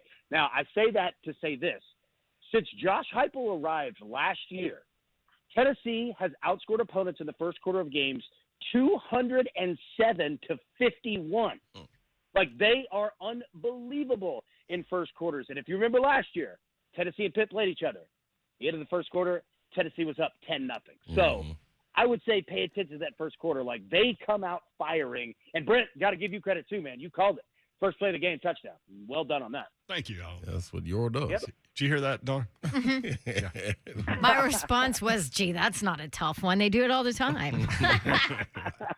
Hey, B, two games on my radar, man, outside of Tennessee, Pittsburgh. App State at Texas A&M. A&M giving up 18, and then Kentucky at Florida. Ooh, okay. So, look, I kind of like the inverse this year for Kentucky and Florida, right? Kentucky had a big, massive win. You know what? Let's see what they look like coming out and doing it again. Now, the problem is that Anthony Richardson is good. I don't know what Dan Mullen was doing with Emory Jones last year, but Anthony Richardson can play. That being said, Kentucky's a good football team. Now, they do have offensive line issues, and how many points that they score, could be a factor there. But it wouldn't shock me to see Kentucky keep this thing somewhat close. I would pitch it there. App State going to A&M, real quick, that opened at 16 and now out to 18. Yeah, you know what I would do? I'd probably play App State first quarter and first half. Because I think that's a team. They're obviously well coached. They're a fundamental team. They're not the best in the world, but they'll fight you. Right. You don't. They're a team you don't want to schedule. I don't even know why they team schedule them anymore. Right, but a first quarter, first half, that's how you bet it. And for the full game, be careful. It could look like that Clemson Georgia Tech did last night, to where you're thinking, all right, Georgia Tech's gonna beat it at the end, and bunch of cheap, kind of garbage points at the end. But first quarter, first half. All right. It's usually opposite. Right? All right, AB. Now the train's rolling and Hartman is playing. We don't know what he's gonna be when they come in here to Vandy. Apparently, he's worth 6.5 points. Is what Hartman's worth. I was just about to say. By the time that question started and that question ended, it went up about 7 points. Look, here's the hard part. Hartman's legit. That being said, we talked about Vanderbilt. We were all high on Vanderbilt. And Vanderbilt's doing the one thing that even all of us who were super positive, we didn't even expect. They're scoring points. Yeah. That's the thing. If Vanderbilt's scoring points, good luck. I love this quarterback that they have. This kid is tough as nails. I like the attitude of this team. Look, I'm gonna let the line just go. Just keep going. Just let the public just bet the hell out of it, right? And once we see it start to come back down, bet it immediately for Vanderbilt, because it's going to win the game probably. But I'll take Vanderbilt to cover, especially with this number jumping as fast as it is. Right. Yeah. By the way, Emory Jones for Arizona State in a 40-3 win over Northern Arizona, the Lumberjacks. 13 of 18, 152, no touchdowns, no interceptions. He did carry the ball 11 times for 48 yards and 2 more scores. So just a little Emory Jones update. But, Anthony Richardson he's going to have to be dealt with. Yeah, he's good. He's good. But here's the problem. There's going to be defenses that they're going to soon face that'll just say, you're not getting around the edge. You're going to have to beat it to the pocket. Yeah, the concern about Anthony Richardson to me, if you go back and watch it, was quick read. If not there, he takes off. And so, that will be quickly scouted. Now, he's athletic enough where depending on who the opponent is, he'll have tremendous success or maybe not as much. But maybe the most impressive stat in that game to me was that he had no lost yardage rushing plays. That's pretty phenomenal when you're talking about a quarterback. Yeah, he's a big dude. That's the problem. Is you can read it correctly, you still got to bring him down. We're not saying anything negative about him, but yeah, you're right. Teams are going to snuff that out and see, okay, you're going to have to beat us in the pocket. Same thing with LSU's quarterback in the first half. He was just taking off. There was no passing going on in the first half. So, yeah, they're adjusting that pretty quickly. So, Iowa plays Iowa State. So, big rivalry game in week 2. Iowa, a 3.5-point favorite. They barely scored that against South Dakota State. They won 7-3. Iowa had 166 total yards against South Dakota State. Are they just, trying to lure us in? It's you think you've got the Marlin and you're ready to reel him in, then he jumps in the boat and stabs you? No, there's not too many offensive weapons over there that they have to work with. Look, this team is not. They're not a Marlin. They're not a Marlin. They're a catfish, man. They're not going to do all that for you. What's the total? They're a bottom feeder, AB. Yeah. Let me say this. We were talking about this today. All right, Kirk Ferentz has figured this thing out. You don't have to win a title. You can be at a place for 30 years and make $1 billion by just beating the teams that your fan base hates. If you just do that and stay above 500, you'll have a job forever. He's figured it out. But do you have the total in front of you on that game? Because whatever it is, I'm taking the under. If it's 17. Oh, I don't have the total. I'll get it. He said doesn't matter. I just love whatever the quote. it is, he's taking the under. Yeah. I just love the quote. They're not a Marlin, they're a catfish. I didn't think that line would come up on the show today, but congratulations. Bring it out. Oh, yeah. Is there anything else out there that you love while I look for this Iowa total that I didn't anticipate looking for? Well, I'll say this. College-wise, not a ton yet. You still waiting to see how it all kind of shifts itself out? Yeah, like college is a little more difficult, man, because like you still got like depth charts and stuff that are still being worked through. So that's the difficult part. I'll say this to the NFL: the most fun prop bet in the world is quarterback interceptions, because they set them at over under half an interception, usually priced around -120. All right. I remember you loving this last year. Absolutely, it's my favorite bet in the world. We hit it at like 68% of the time. Here are the four to take this week: Matthew Stafford and Josh Allen. All right, both of them on Thursday night. Matthew Stafford threw the most interceptions in the regular season last year. Josh Allen was number 4. Like, these guys still picks every single game because they put the ball in the air so much. So get those two. The other two, Justin Fields against the 49ers defense, because he's going to be playing from behind the entire game, and he will have to throw the entire game. He's not going to be able to get out there and run. So they're going to get one on him. And then the fourth one, you want to talk about a guy who's going to force it? Baker Mayfield against his former team, the Browns. Yeah, like, he's going to be playing from behind. He's going to be angry. And that Browns secondary is super legit. Like, they're going to pick him off at least once. So, yeah, those four, like, those are the most fun NFL prop bets every week, because interceptions in the NFL are almost a guarantee in every single day. So over half an interception. Is that what you're saying? Yep. And you go Stafford, Allen, Fields, and or Mayfield. Yep. I'll take all four of them to throw at least one. I guarantee you, like, 3 of those are going to hit. Like, it happens every week. There's so many interceptions thrown because the ball's in the air so much more now in the NFL than just what it was 5 years ago. Attempts are way up. So yeah. I'll tell you this: like, if you don't have a dog in the hunt, maybe you're not into sports betting, whatever. Go watch games like on a random afternoon and just watch the crowd reaction to random things, like throwing an interception. Yeah. Absolutely, it's the best. I love it. Because, like, you'll hear it, and you're like, that guy's got money on this game. I love it. Yep. Thank you, AB. Good stuff, man. I appreciate it, guys. Thank you. All right, Allan Bell at AllanBell247, Sportsline.com. They simulate all the games 10,000 times on that website. Check it out. When we come back, who the hell knows? 615-737-1045. Yo, can I use...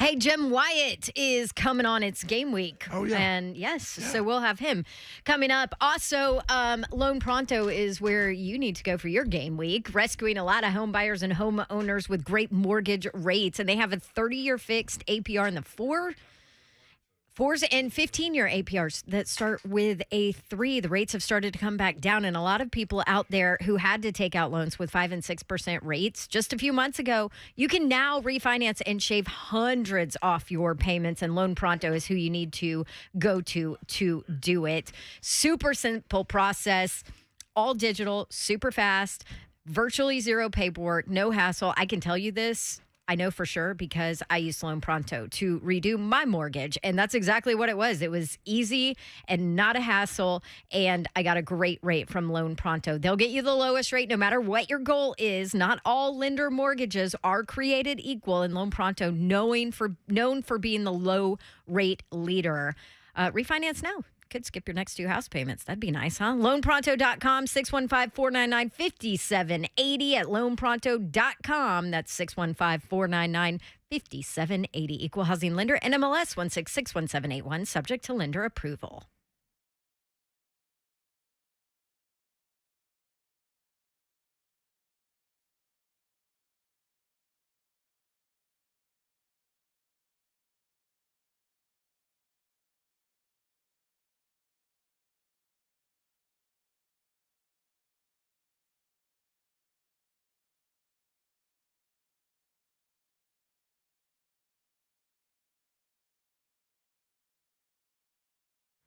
There is a restaurant in Franklin you need to try, Gina's Pizzeria on Columbia Avenue in the Target Shopping Center. So if you've got kids playing soccer over there on the soccer fields or flag football over there off Columbia Avenue, Gina's is perfect to go over there and grab a lunch on the weekend. But certainly dinner with pizza, with wings. They have award-winning wings at Gina's Pizzeria. The Italian beef sandwich, pasta, salad. They've got it all.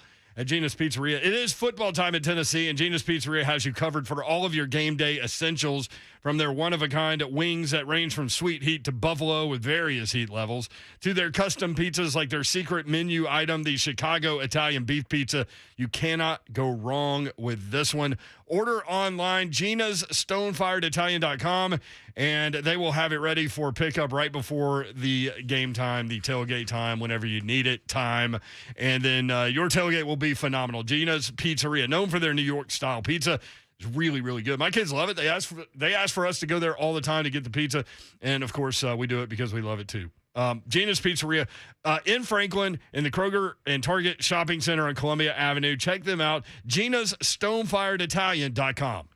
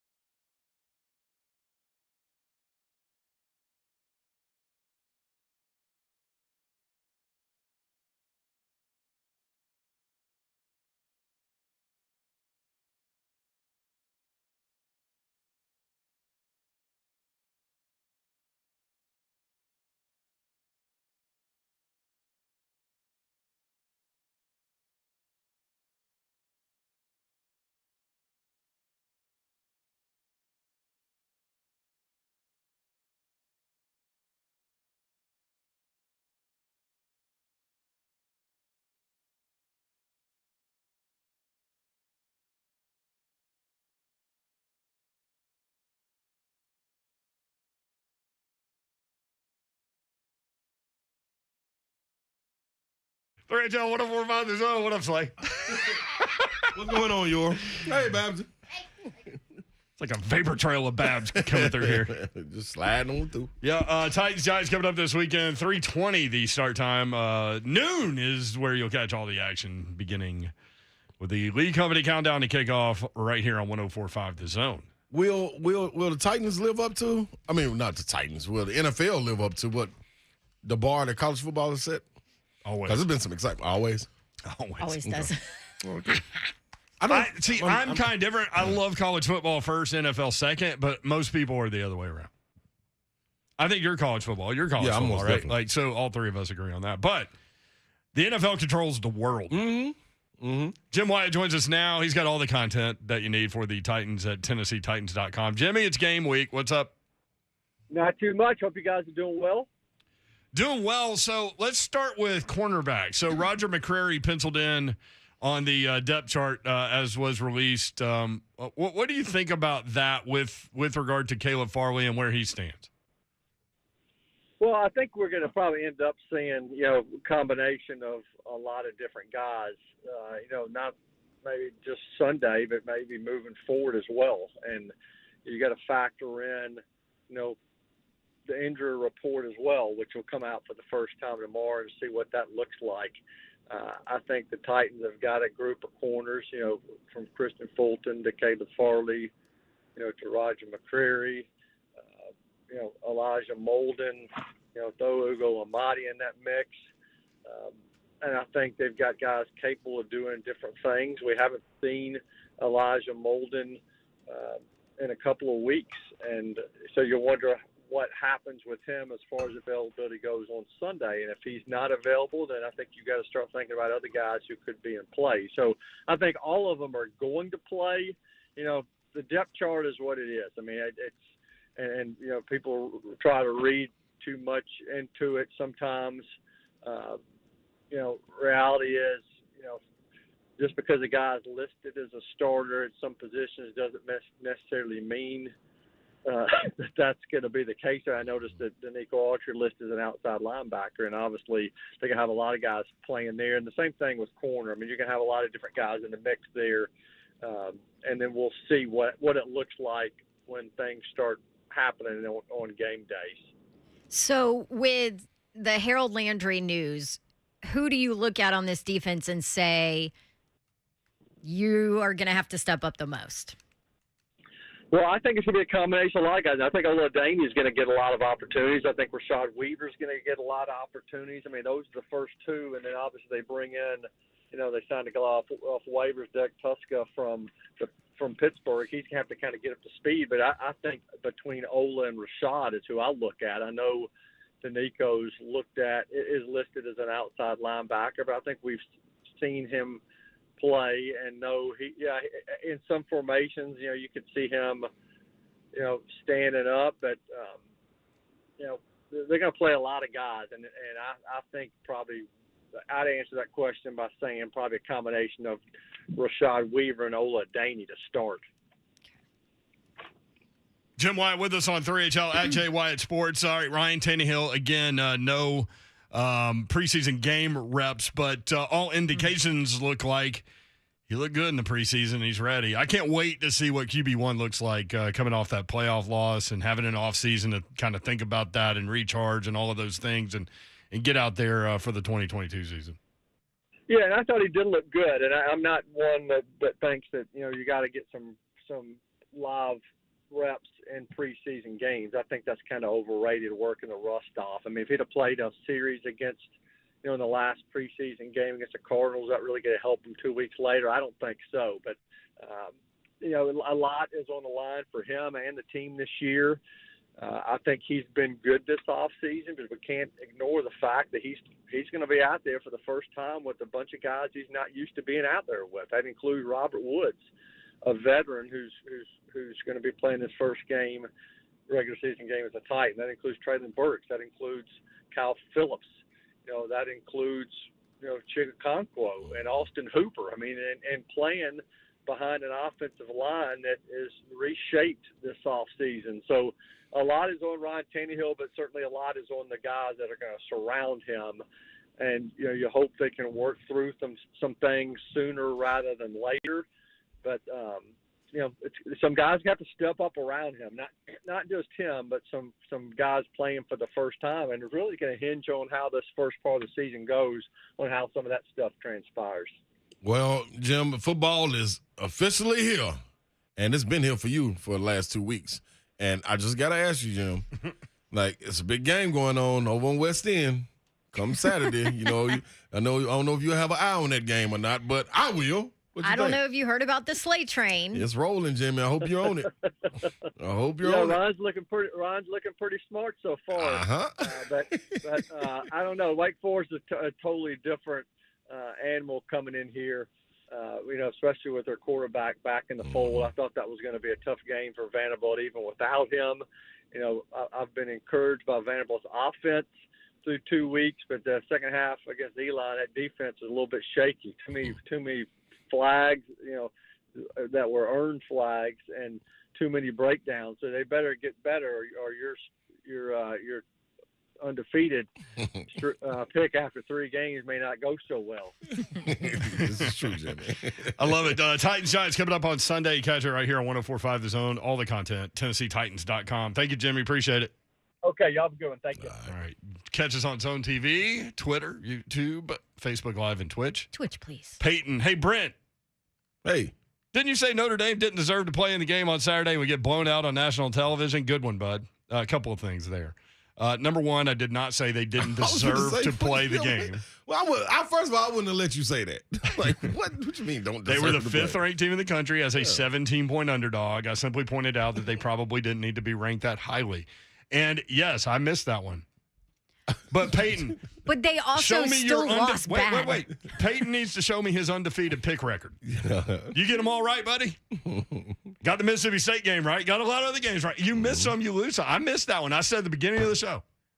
What, is covering a win? Well, they didn't cover. When you're betting. Oh, they still didn't even cover? 21 to 10. 17. 17, that's right. Yep, missed that one. I got the Florida one. Thanks, Mark Marion. Yeah, there you go. Hey, I got a little announcement too. Hey, man, listen. It's different. It's fanatics and it's fans. And it's people that just got love for the game. I fall into the fanatic love for the sport of football. That's why I fall in. So I'm going to watch every game, and I want to see a great game every time. Like, that's what I cheer for. I don't care who it is playing. You give me a great game, I feel like I've won. So when people are going on Twitter and saying, I can't believe you were cheering for Florida, listen here, man. That was a hell of a game and a hell of an impact that Anthony Richardson had. And hell yeah, I'm going to cheer every time for a great game. I don't care who it is. Right. I want to see a great game. Now, if you don't like that, then it is what it is. I'm rolling with the sport. Same thing for basketball. I'm cheering for a great game. You don't like it, watch something else. You watch something that you like. But I'm cheering for a great game. So always. Yeah, if it's any question. Nobody wants to watch a blowout. It's tatted on me. I got Vols on me. It's in my blood. So the question that I don't think there's any question. Yeah, I mean, yeah. All right, so there are 2 announcements. You got an announcement, Davenport? No, I'm good. All right, 5 o'clock hour coming up. 615-737-1045. Love you, Peyton. Just kidding. But, yeah, I missed that one. We'll be right back.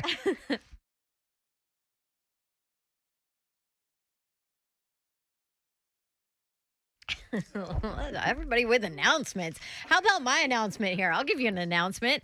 Kickstand cocktails. That's my announcement. That's what you need to go out and buy. It's tailgate season. You want something that's easy to bring to your tailgate that has 0 aftertaste?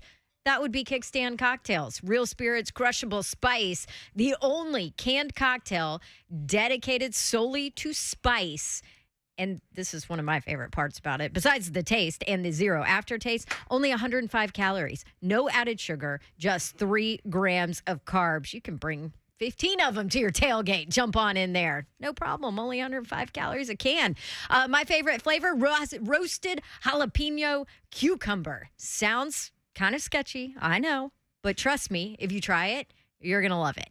You try us, you'll buy us. That's their motto. A crushable, refreshing introduction to spice. They've got roasted jalapeno cucumber. They've got torch peach chipotle. That has a little bit more of a spice to it, but you will be craving your next one. Grab it for your next tailgate. Football season is here. That's Kickstand Cocktails. You can get them right here in Middle Tennessee. Check them out on Twitter at Drink Kickstand and on Instagram at Kickstand Cocktails. That's Kickstand Real Spirits Crushable Spice.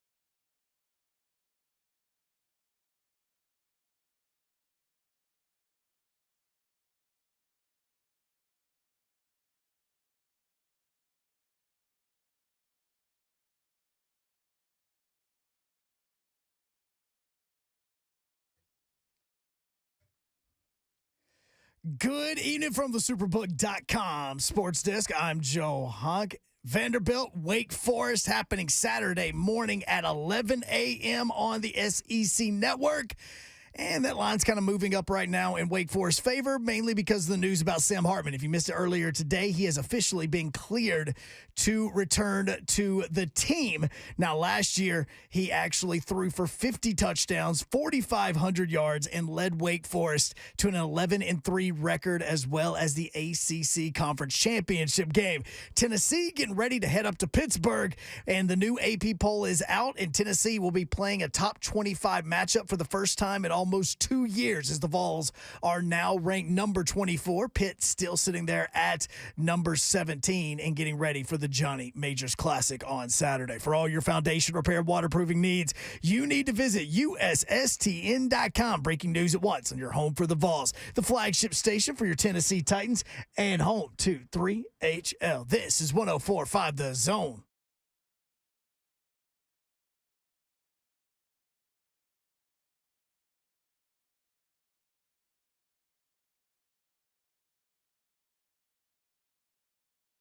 Three HL 104.5 The Zone. What a weekend of college football. We're talking our way through it. Also, it is the opening week of the NFL. You've got Bills at Rams coming up on Thursday. Short week. Props to all y'all that worked on Labor Day. I worked on a lot of things around the house. Did you work on a quick buzz? I worked on a bottle. Bottles. Yeah. Felt like a genie. Felt like I was inside of the bottle. I just really got out of the bottle. I don't know. I kind of think you're still in it. Yeah, I think you're still drinking the bottle. I wish somebody would rub the bottle so I could pop out. Please. A lot of jokes in there. I just can't. Yeah. It's like there's like 9 of them just sitting there, and I just can't pull one. You know what I mean? She is Dawn Davenport. She cannot shoot bottles into a garbage can. Because I can't see it. That's bunk. That's bunk. Let's go. Twitch, please. Twitch, please. It is. Twitch, please. Week 1 in the NFL, boys. And if you missed it, Babs' Badass of the Week was KJ Jefferson. Yeah. For Arkansas, and I watched a lot of that game, and he was amazing. 18-26, 223 yards, 3 touchdowns. And here was the hard part for Cincinnati. 18 carries, 62 yards, and a score. And those 62 yards, for the most part, came on short downs and distances that they knew that he was going to run, and he still ran. Because, you can get in the way if you want. Mm-hmm. You're going to take a thigh to the noggin. Man, he low in the boom. All of it. That was just a big win all around for Arkansas, too. It was. Yeah. I mean, there was a lot of talk about that matchup and how would they handle it, and there's expectations now. And speaking of, that's there another haven't one. been expectations in a while. That's another one we won. What? Cincinnati, Arkansas. People point So out the losses, but there were wins, too. And That's how it goes. Yeah, you only remember the losses. yeah, Frank. 6.5. Arkansas won by 7. How about that? There he is. He's Ron Slay. What's happening, good people? I'm in the building. Hey. The Slaymaker of the Week. Yeah. Ron Slay chose Anthony Richardson, Florida quarterback, which clearly makes him a Gator fan to some of you guys on Twitter. Anthony Richardson, 17-24, 168 through the air, 11 carries, 106 yards on the ground, 3 touchdowns, and an amazing 2-point conversion. Dude, the man jumped in the air, faked the pass, and did a 360. All in one motion. Landed on 2 feet and threw a rifle to the guy standing in the corner. Let me ask you this. If you have a clear shot on Anthony Richardson and he pump fakes you, do not jump. Yep. Just wrap him up. Okay, kept doing it. let me ask you this, though. Kept doing it. Now that it's kind of all on tape and you see what he is he going to be as effective the rest of the way? So depends on the opponent. That too. I believe so. But you got to see the consistency in him. Like, we know, what he did in this last game isn't a surprise because we all know the potential, and he's always flashed. Has he been able to build on it? That's the question. Well, and some of these runs, the long touchdown run, some of these runs came on man-to-man situations. Right. That's the one thing I take from this game. Why would anybody play Florida man-to-man on defense moving forward? You zone them out. Yep. Drop 2 safeties. If he can beat you throwing 12-yard passes all day, then show me. Go for it. Because he got a little bit of Joe Milton in him too now. Like, he ain't taking nothing off that ball. Mm-hmm. And now that can come back and bite you a little later. You know what I'm saying? But, man, he like it, Joe Milton thing. Well, it just made me think of Joe Milton. Yeah, And I smile every time I think of Joe Milton. It's like KJ, he's got touch on his pass. Mike Wright even has touch on his pass. Like, Is it bad that I was disappointed watching Joe Milton go 8 for 9? Because did it feel As like a 8 for Tennessee 9? guy, like, I'm looking for Scud missiles. Like, I love the comedy of him just knocking down a receiver and putting him out. I thought it was still there, though. Oh, I think it was they just He was caught some of them. He was just a little more accurate. That's They it. might be more used to it. Man, you talking about a guy coming around the edge, too. You don't want to see Joe Milton. He didn't run out of bounds that one play. He scrambled for like 15 yards. Him and that safety had an angle. Well, if it would have been He went 15, he in. could have run out of bounds, but he made it a 21-yard run, which meant he turned it up the field. Yes, he did. To your point. Yes, he did. The only throw he missed was to the tight end in the end zone where he could have thrown that ball 15 feet in the air. It He would have could been a have touchdown. headbutted the ball, But he man. threw it as hard as he could. Like, why? And then, another thing, he always looked like he's smiling. I don't know if it's the way this helmet fits or what it is, but it's like he's always like what's so funny? You see how I'm smiling just thinking about Joe Like, what's Milton? so funny? He's my favorite. So, Hey. can we get, when Tony Vitello gets that season started, can we get Joe Milton to throw out a first pitch and tell him, throw it as hard as you can? I want to see it. Give me that 4-finger fastball. I want to see it. Hey, man, he gonna have to switch sports because it's coming down through there. Or Who the catching it? 4-seam, 4-finger. You better be in four-seam. full gear Yeah, when you but catch he it. has too. no control. Yeah, Zero. I mean, everybody's in play. That's the beauty of it. Yeah, the That's fans. why I was disappointed by the 8 and 9. 8 for 9. He's a modern-day Ricky Vaughn. That ball could Wow, dang. go just a bit outside. That ball could go anywhere with him. Ball could. 8. But he was on target. It was tell you- boring. That was All boring, Joe 12. Milton. That was boring. 615-737-1045. Titans Giants coming up this weekend. Don't forget, it's the late game. Yeah. Do y'all prefer the 320 or the 12? Since I travel back home Sunday morning, You like the I 320? like the 3. I Yeah. do too. Boy, it's a good opportunity for a lot of people over there to get fried.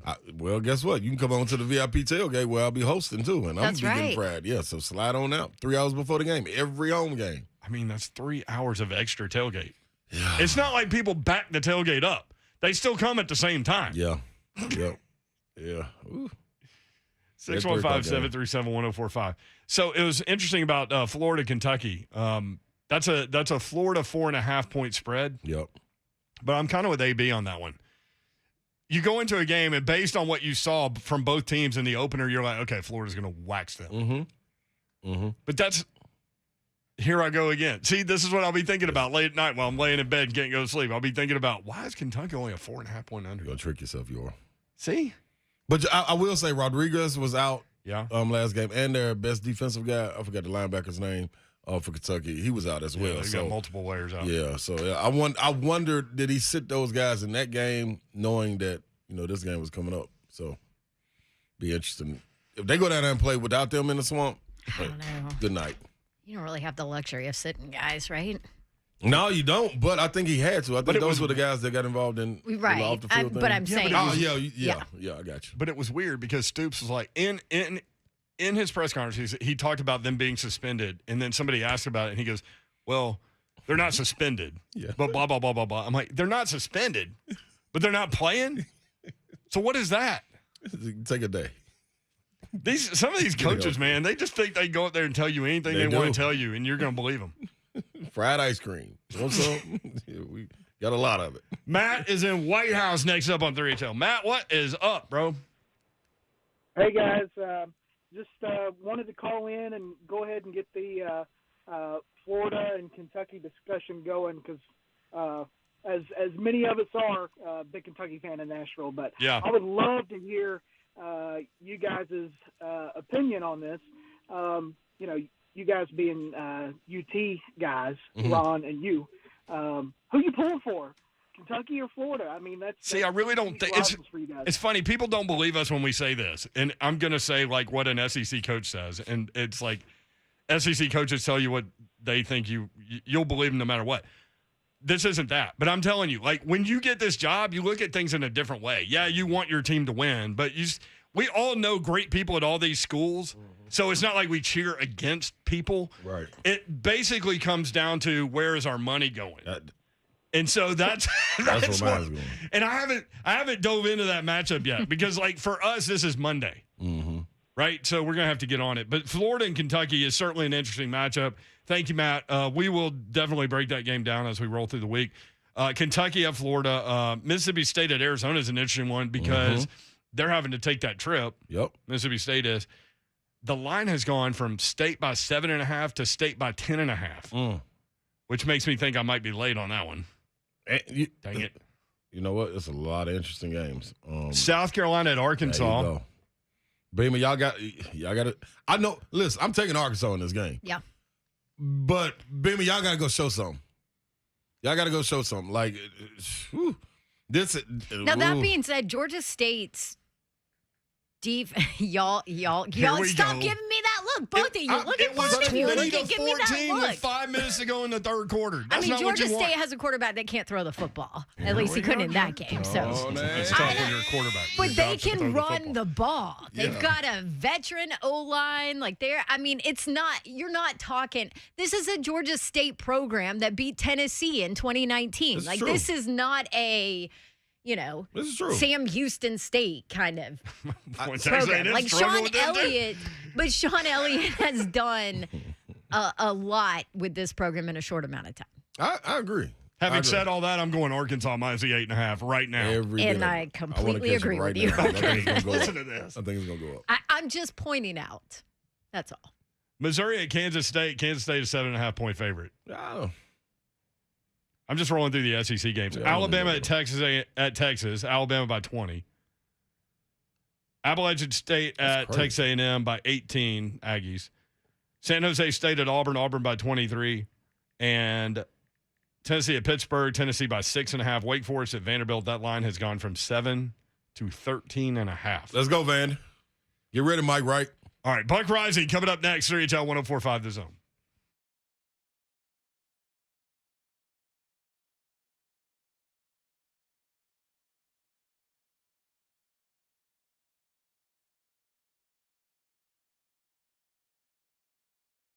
Buddy Allen Carpet One, they will help you with any of your flooring needs. If you're looking for carpet, they will be able to help you. If you're a hardwood guy like me, they will be able to help you. Anything flooring-wise, my guys at Buddy Allen Carpet One are there for you. Locally owned and operated by the Allan family for more than 55 years.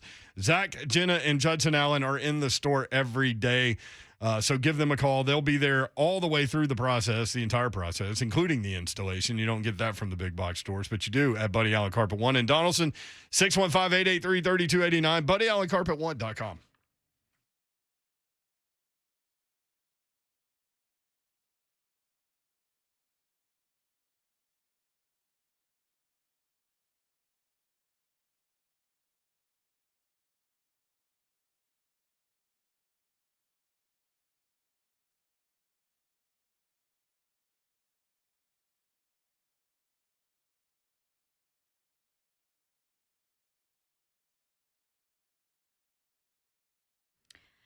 Okie dokie, start of the NFL season. Yes, folks, it's here. Best place to practice your touchdown dance or your winning dance on FanDuel, America's #1 sportsbook. FanDuel kicking off week 1 with a no-sweat bet for everybody. And it doesn't matter if you're a new customer, or you already have an account, or you've been a FanDuel customer forever. You'll get free bets back if you don't win. All you have to do, log in and see for yourself what's going on here on week 1. What bet do you want to make with a free bet? Check out the Titans stuff going on. Titans taking on the Giants. We're just a couple days away from that. Titans 5.5 right now. And you can even jump in and build a same-game parlay for a chance to win some bigger payouts, maybe involving Derrick Henry and rush yards, over, under, whatever you want to do. You can build it on FanDuel Sportsbook. All you have to do, sign up with promo code DAWN to get started. That is promo code DAWN, DAWN. Either way, celebrate the return of football season with this no-sweat bet during week 1 and make every moment more with FanDuel, an official sports betting partner of the NFL. You do have to be 21 and older and present in Tennessee. Refund issued as non-withdrawable free bets that expire 14 days after receipt. Max run refund $5 unless otherwise specified. Restrictions apply. See terms at sportsbook.fanduel.com. Gambling problem? Tennessee Redline 1-800-889-9789.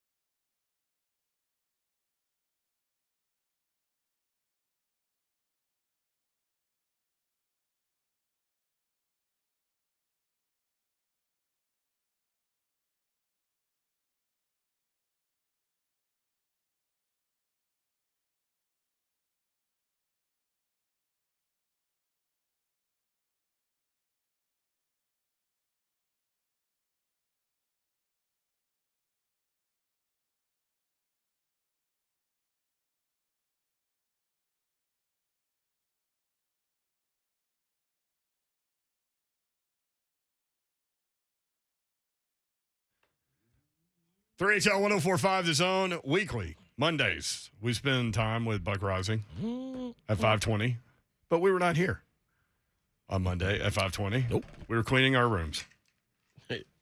And now it's Tuesday at 5:20, and there is Buck Reising. Joins us now. Buck, what's up? How are you? Well, I hope you made it through the cleaning of your rooms without any distraction. So I got locked into that Indiana-Illinois football game. Did you? No, I was watching Serena in the third round of the U.S. Open, and my phone started to blow up because Indiana fans, in all of their glory, decided that it would be funny to poke fun of the fact that there was a misprint on the jersey a year ago and have in body paint with several members of the student body painted out Indiana. And instead of, everybody getting the joke, everybody just thinks that the entire Indiana alumni base is illiterate now. So I'm very grateful for that. Hey, y'all won. Yeah, I know 2 Indiana football fans. That's what I heard. You and Babs. I talked to Westbrook Akina about it in the locker room the other day. He was like, "Yeah, I didn't think they were going to do it." I was like, "Oh, I didn't know what was going on." Oh, geez, Buck. Such a fan. Yeah, I was going to say I know 2 Indiana football fans, but I'm not sure. You and Babs' husband. I think you only know one. That's Mr. Proud Babs. alone, Buck Reising. So the big win over Basketball Illinois. starts in October. Speaking of football, I heard that you got the MTSU fan base in an uproar today. Oh, did I? I didn't get any blowback on that. Somebody showed me the box score of what the hell James Madison did to them this week, and I was stunned.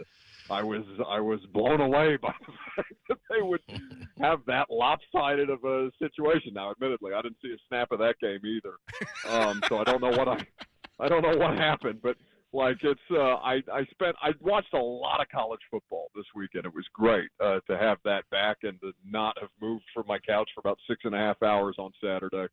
But yeah, I apologize if I riled up the entire city of Murfreesboro about the result of the MTSU game. But am I the one you should be mad at if your football team lost 44-7? I don't think so. For those that don't know, MTSU lost at James Madison. I spent all week last week opining as to why MTSU would travel to James Madison to play that football game, but 119 total yards.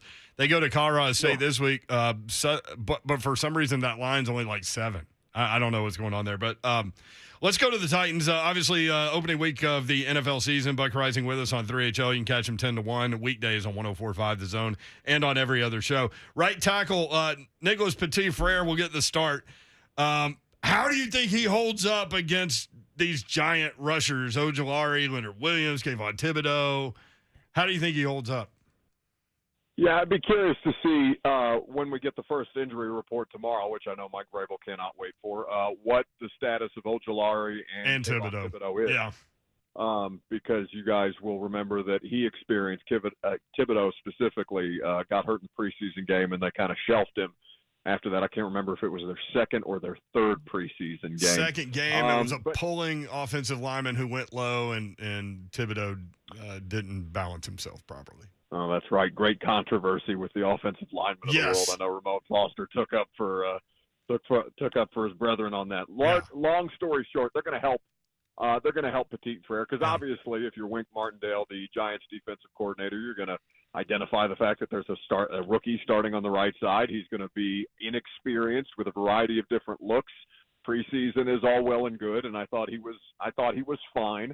But yeah, they're going to help. They're going to chip. They're going to do things to protect him to make sure that they can, and also keep the quarterback upright. But how much they succeed on early downs, first and second down, this would be a great time to try passing more on first down. The easiest down to pass as opposed to running over and over and over and over again. You don't want to pass on second and third and long?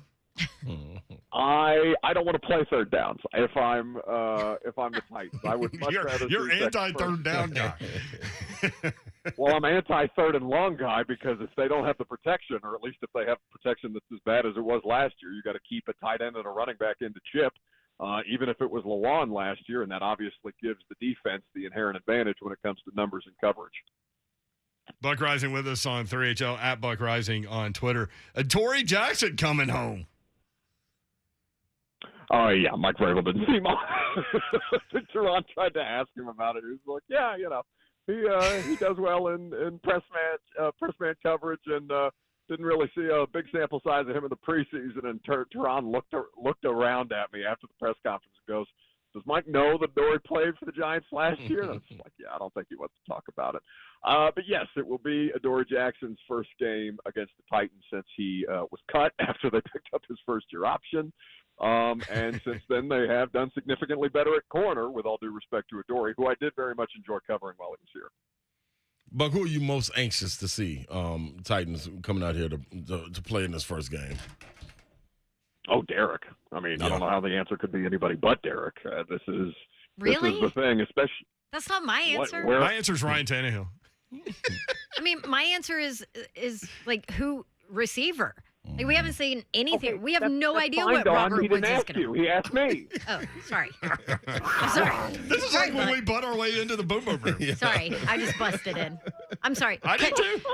Buck, continue your answer. I don't see how anybody else could say somebody else other than Derek. Didn't you mean to say continue your incorrect answer? Yes, continue your incorrect answer.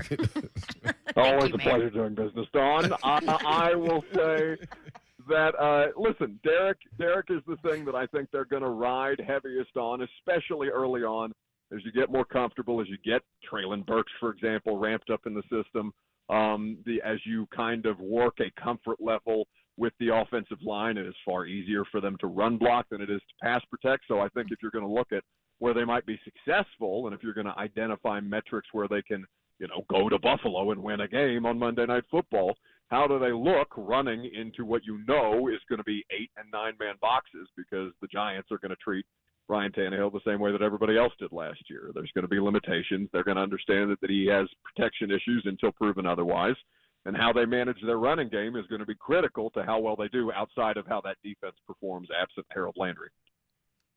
Okay, so my answer would have been basically the wide receiver position. Did you even listen to him, or did you just wait until he stopped talking? No, I did listen to him. Dawn just waits for me to stop talking, and then she talks. Like, she doesn't listen to what I have to say. So what I should have done, if I was a proper journalist, was listen to you, and you mentioned Harold Landry, and I should go directly to defensive talk. But I want to rewind and go to the fact that I don't agree with you, and that I want to see what happens at the wide receiver position, because I feel like for all the practices we've got to watch Robert Woods, and he looks healthy, and there's no brace and all of that, I have no idea what we're getting. I have no idea what Treylon Burks is going to be. And I even, we're going to have a discussion tomorrow on the show about what A.J. Brown was when he first got here in his early games. Like, would Titans fans be happy if that's what you got out of Treylon Burks? And I'm talking his rookie season in games 1, 2, and 3, which was no touchdowns, but 7 catches. Yeah. So I guess my answer is that wide receiver position. And because, Buck, it's fair to say, like, Robert Woods is a number one, but you didn't really want him to be, so to speak. I mean, what do you expect from that position group and out of Robert Woods? No, I think it's definitely. I think that there is a lot to be determined with this wide receiver core just yet, because obviously how Treylon Burks develops or makes impacts in games in ways maybe he hasn't necessarily been able to do consistently in practice, that has or the preseason games. Or preseason games outside of the last one. It has the opportunity to significantly affect what the ceiling for this group is. Because you're right, Don, you're walking into a season where 30-year-old Robert Woods in the year of the Rona 2022 is your best wide receiver, best pass catcher by far. Like, Hooper and Chig are better tight ends. That is indisputable. But if you told anybody else in the NFL that who are the Titans walking into battle with or running into battle with on Sunday against the Giants, and you give them Robert Woods and Austin Hooper, they're going to look at you and like, that guy that didn't do very well in Cleveland the past couple of years.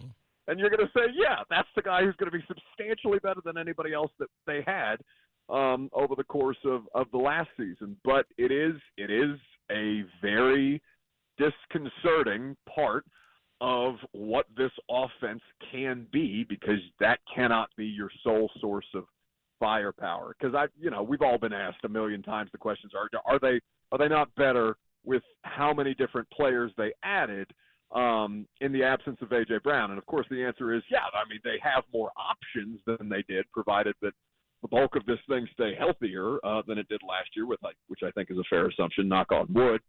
But they're not a better team without A.J. Brown. They don't have the high-end playmaker that can go out and win you a game right now. Robert Woods has been a tremendous receiver across his career, and he played with terrible quarterbacks in Buffalo. By the time he got to a place that was going to utilize him well, there were limitations with Jared Goff, and then by the time the Cooper Kupp developed into a top option, he was such a beautiful complementary piece. But now he's got to be the guy, and he's 30 years old. He's coming off an ACL tear, and there should be it's going to probably look a little bumpier than most people expect, or there may be a setback that you not necessarily account for, and then all of a sudden Nick Westbrook-Ikhine is your wide receiver one, and how are you going to feel about that? Yeah. I mean, I love MWI. He just shouldn't be a one. Go Hoosiers. Okay, who Rock. leads the Titans in receptions after this Sunday? I know it's I'm putting you on the spot. Sorry. There's debate within the No, room. I don't think so. I think just for comfort level and what we've seen in camp, I think a tight end group would be the answer. I would probably he clearly gels well with Hooper. They're clearly comfortable with one another, and that's the thing. That's the safety valve that he didn't have last year. Chig is going to be a slower project, for lack of a better term. He's a nice piece right now, and there's no question that he has potential. But Hooper and Tannehill legit have something that we have seen develop over the 2 months that they've been in training camp, and when Hooper arrived here in the voluntary portion to get those extra time and reps with him. That's probably the best thing that outside of Derrick Henry, that's probably the thing I feel best about with the Titans on offense. So I'd put Hooper up there. We actually agree on something, Buck. But Slay does not. I disagree. Who do you think? I think Robert Woods is going to come out and be that security blanket for him. Just from the, I know he would love for the tight end to be that guy, and that's what he was missing last year. But I also think he was missing the consistency of a receiver in a guy like Robert Woods, where not just for the big play, but being able to dump it down to him 5-10 yards and letting him do something. I think he's going to be so open because of his route running and his knowledge of the game that is going to change our outlook as media to Robert Woods. Of course, yeah, he's coming off ACL. Yes, he's 30 years old. But at the same time, you saw the growth in Cooper Kupp because of a guy like Robert Woods. And I think when he gave him all his credit and gave him his flowers, I don't think that was just talk. You know what I'm saying? So I expect him to really have the greatest impact. That's what I'm ready to see. Which you are, of course, entitled to your opinion about, but in the words of our friend Don Davenport, you are incorrect, because with Rondale and the Giants defensive staff are going to look around and be like, oh, who they got? Oh, it's basically just Robert Woods. Let's take away that guy. And that, I think, would be a significant inhibition to this master plan that you have for Robert Woods, but it's a lovely thought that you laid out. You're entitled to your incorrect opinion. Yeah, I think we said that to Buck earlier. Yeah. At Buck Reising on Twitter. So it's interesting to draw these Patriot parallels, right, with what's going on over here. But here's one. Like, I remember back when I played fantasy football before I was just betting on sports all the time, you couldn't take a New England running back because, like, Bill Belichick would get 200 yards out of guy A, and then that guy wouldn't play the next week because there was a better matchup with one of their other running backs. It's almost like the Titans have set that up in the secondary too, right? With like 3 high draft picks, and then you bring in Ugo Amadi, and I don't know where he fits in, but it looks like we're going to game to game maybe see some different pieces in different places. Yeah, I think all these guys, like, people got bent out of shape because the unofficial depth chart ahead of week 1 went out, and Roger McCreary is the starting corner, as I've been talking about, I feel like, for the better part of a month at this point, because he's just clearly and obviously a better and more refined player at the position. Doesn't mean that Farley's not going to play or that this is a black mark on Farley in year 2. It just means that they're all of these guys are going to play, and when Molden gets his health right, he will obviously factor into this as well.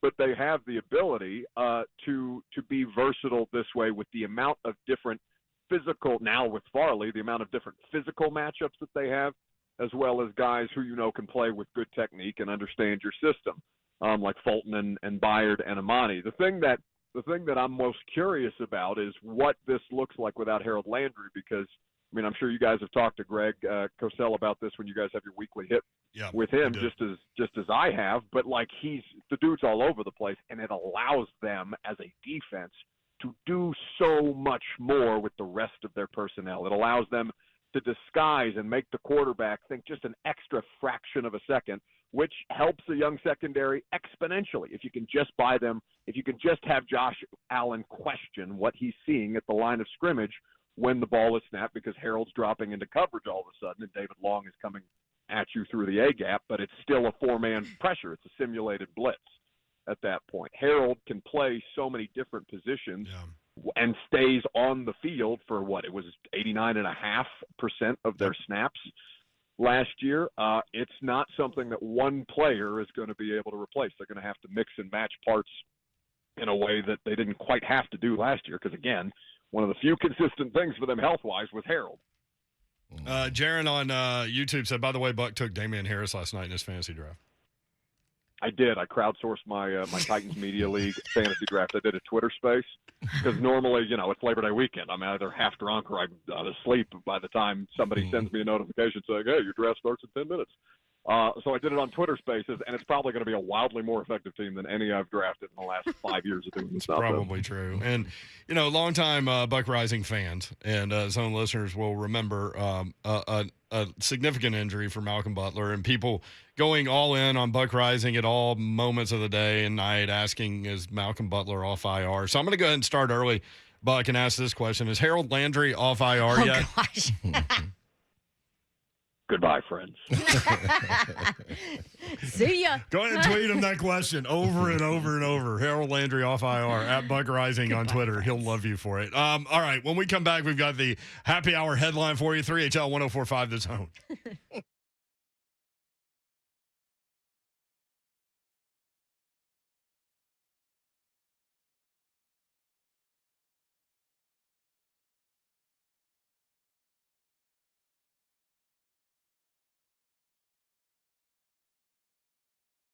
From new home loans to refinances, get competitive rates, top-notch customer service, and approved with the 5-minute loan approval. Only at thehomeloanexpert.com. That's Ryan Kelly and thehomeloanexpert.com. And you got to pay attention to the 10-day closing guarantee, because a lot of things in this life are not guaranteed, especially when you start talking about this housing market. Like, the real estate is crazy. But to get a 10-day closing guarantee, that's what you want to depend on. Refis, cash out refis, purchases, interest rate info, they got it all for you. You can tap in. Just go to homeloanexpert.com and just go and search the page, man. And I promise you're going to find some things that you really like, really love, and need to be attached to. Purchasing a home. The housing market is starting to cool. The inventory is still low. Homes still selling fast. We need you to get a pre-approved today. And you can do that at the Home Loan Expert. They have low rates, loan programs for almost everyone, and a 10-day closing guarantee. I repeat, that 10-day closing guarantee is serious. So you tap into our guy, Ryan Kelly, the homeloanexpert.com.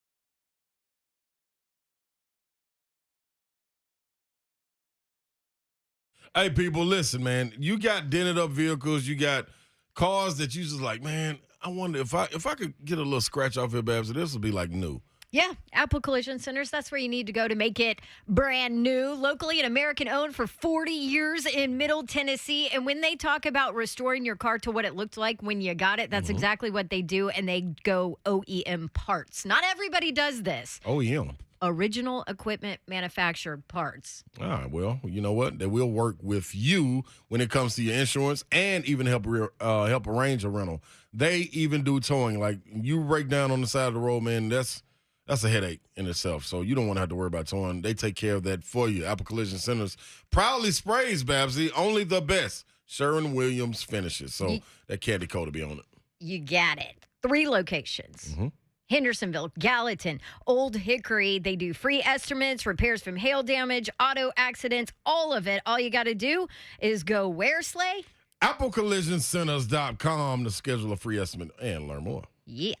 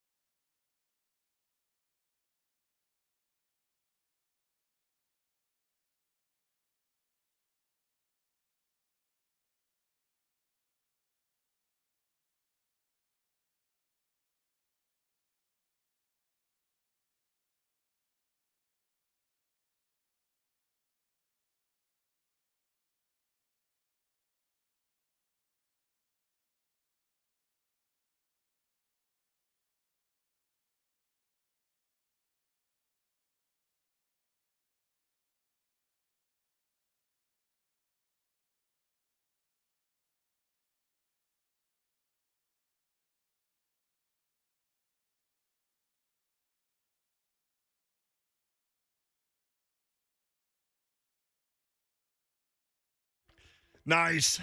That's me. See, when I had like the 9 jokes hanging up in the air, you know, like the little cloud balloons, dialogue balloons. Yeah. And Right I couldn't above. pull one. I kept wanting to go Christina Aguilera, but I couldn't get Christina Applegate out of my head. See, I'm right on top of that. Which is understandable, right? Yep, it is. Great actress. Anyway, What Christina Applegate married with children? she was in tons of stuff. Yeah. I'm right on top of that, Rose. Yeah, that's my I was girl. about to say, we've quoted No, I know it that. I was 15 trying to times. think. I was trying to think of another something else. Well, she played Dawn Davenport in Anchorman. She did. She did. Sure did. Dawn's not in here to defend herself. Yeah. Christina Applegate. So Slay earlier in the show said he was like trapped in a bottle. Yes, I was. And he said somebody needed to rub it. And get me out of it. Hopefully I'll pop out. I think I popped out. Dawn popped out with a bunch of strikeout wings. Ooh, yeah. Gotta give my co-host props. Y'all rubbed the bottle and got me out of there. Thank you. By the way, Hunk paid off a debt. That's what happened with the strikeout wings. Yeah. Still has one more to pay off. I do have one more to pay off, and I will do that on a Tuesday in the future because Tuesday is 69-cent wing day. I told you. Oh. Yeah. I told you. Is that why there's so many wings in there? Slay ordered 75. You asked me what to order. That's what he normally That's orders. what I order. I thought that we were all going to get like a 12-piece or something. I saw that come through the text train. I thought that was just the Slay special. It was like number 75 So on the did board. I. I didn't realize that was 75 wings. Yeah. That's what we usually get. Hey. Who's we? You and Moan? That's it? No, us. Oh. No, that's what he gets us. So Hey, we ran out cashed them before. all. We ran out before. That's why I was like, nah, we ain't gonna never do that again. What happens to Vanderbilt if somebody like puts the clamps down on Mike Wright one day? Oh, well, they might as well go to NES and turn all the lights out because this party is over. And that's a fact. That guy is so freaking good, man. It is so much fun watching him play. Mm-hmm. It is 6 touchdowns, man. That's a lot, man. Here's what scares me the most Especially about the only weapon. Vandy in this Wake Forest game. They gave up 31 to Elon. Mm-hmm. Who just said that in the second half? Was it, Allan Bell was talking about that second half, how it got ugly like that. So hopefully, Clark Lee's a defensive guy, right? Yep. Okay. I mean, if he'd have stayed at Notre Dame, he might be the head coach of Notre Dame right now. That's very true. I think it all fell in place. We didn't. I don't think. Clark Lee, you right where you belong. Props to Notre Dame for keeping it close against Ohio State. They came out and hit him in the mouth. I told you, man. Y'all both did, man. I didn't want to hear it, man. That's what it was. No, I love Marcus Freeman. I don't want to go down that path because, and this is what I said last week. I just think it's going to take some time, right? And I just thought Ohio State is that good, but Notre Dame played really well, particularly on defense, and kept it close. Yeah. Now I was hoping for like a late accidental touchdown there by Ohio State to cover, but didn't happen. So congrats to Notre Dame fans, and we'll see what happens down the road. Michigan. They did put in the other quarterback. Like, I was watching the game. And so Cade McNamara started pretty well. Yeah. And then they brought in, what's that guy's name? It's so hard for me to watch Big Ten football. J.J. McCarthy. I'm just being honest. Why? It just has a different feel to it. Yeah. It's not as intense to me. And then I don't know. It's not as life or death as it is in the SEC. You know what I mean? It's different. Yeah. It's just like you think it just doesn't mean more. I feel like it doesn't, and I feel like during the game, like I could read a book.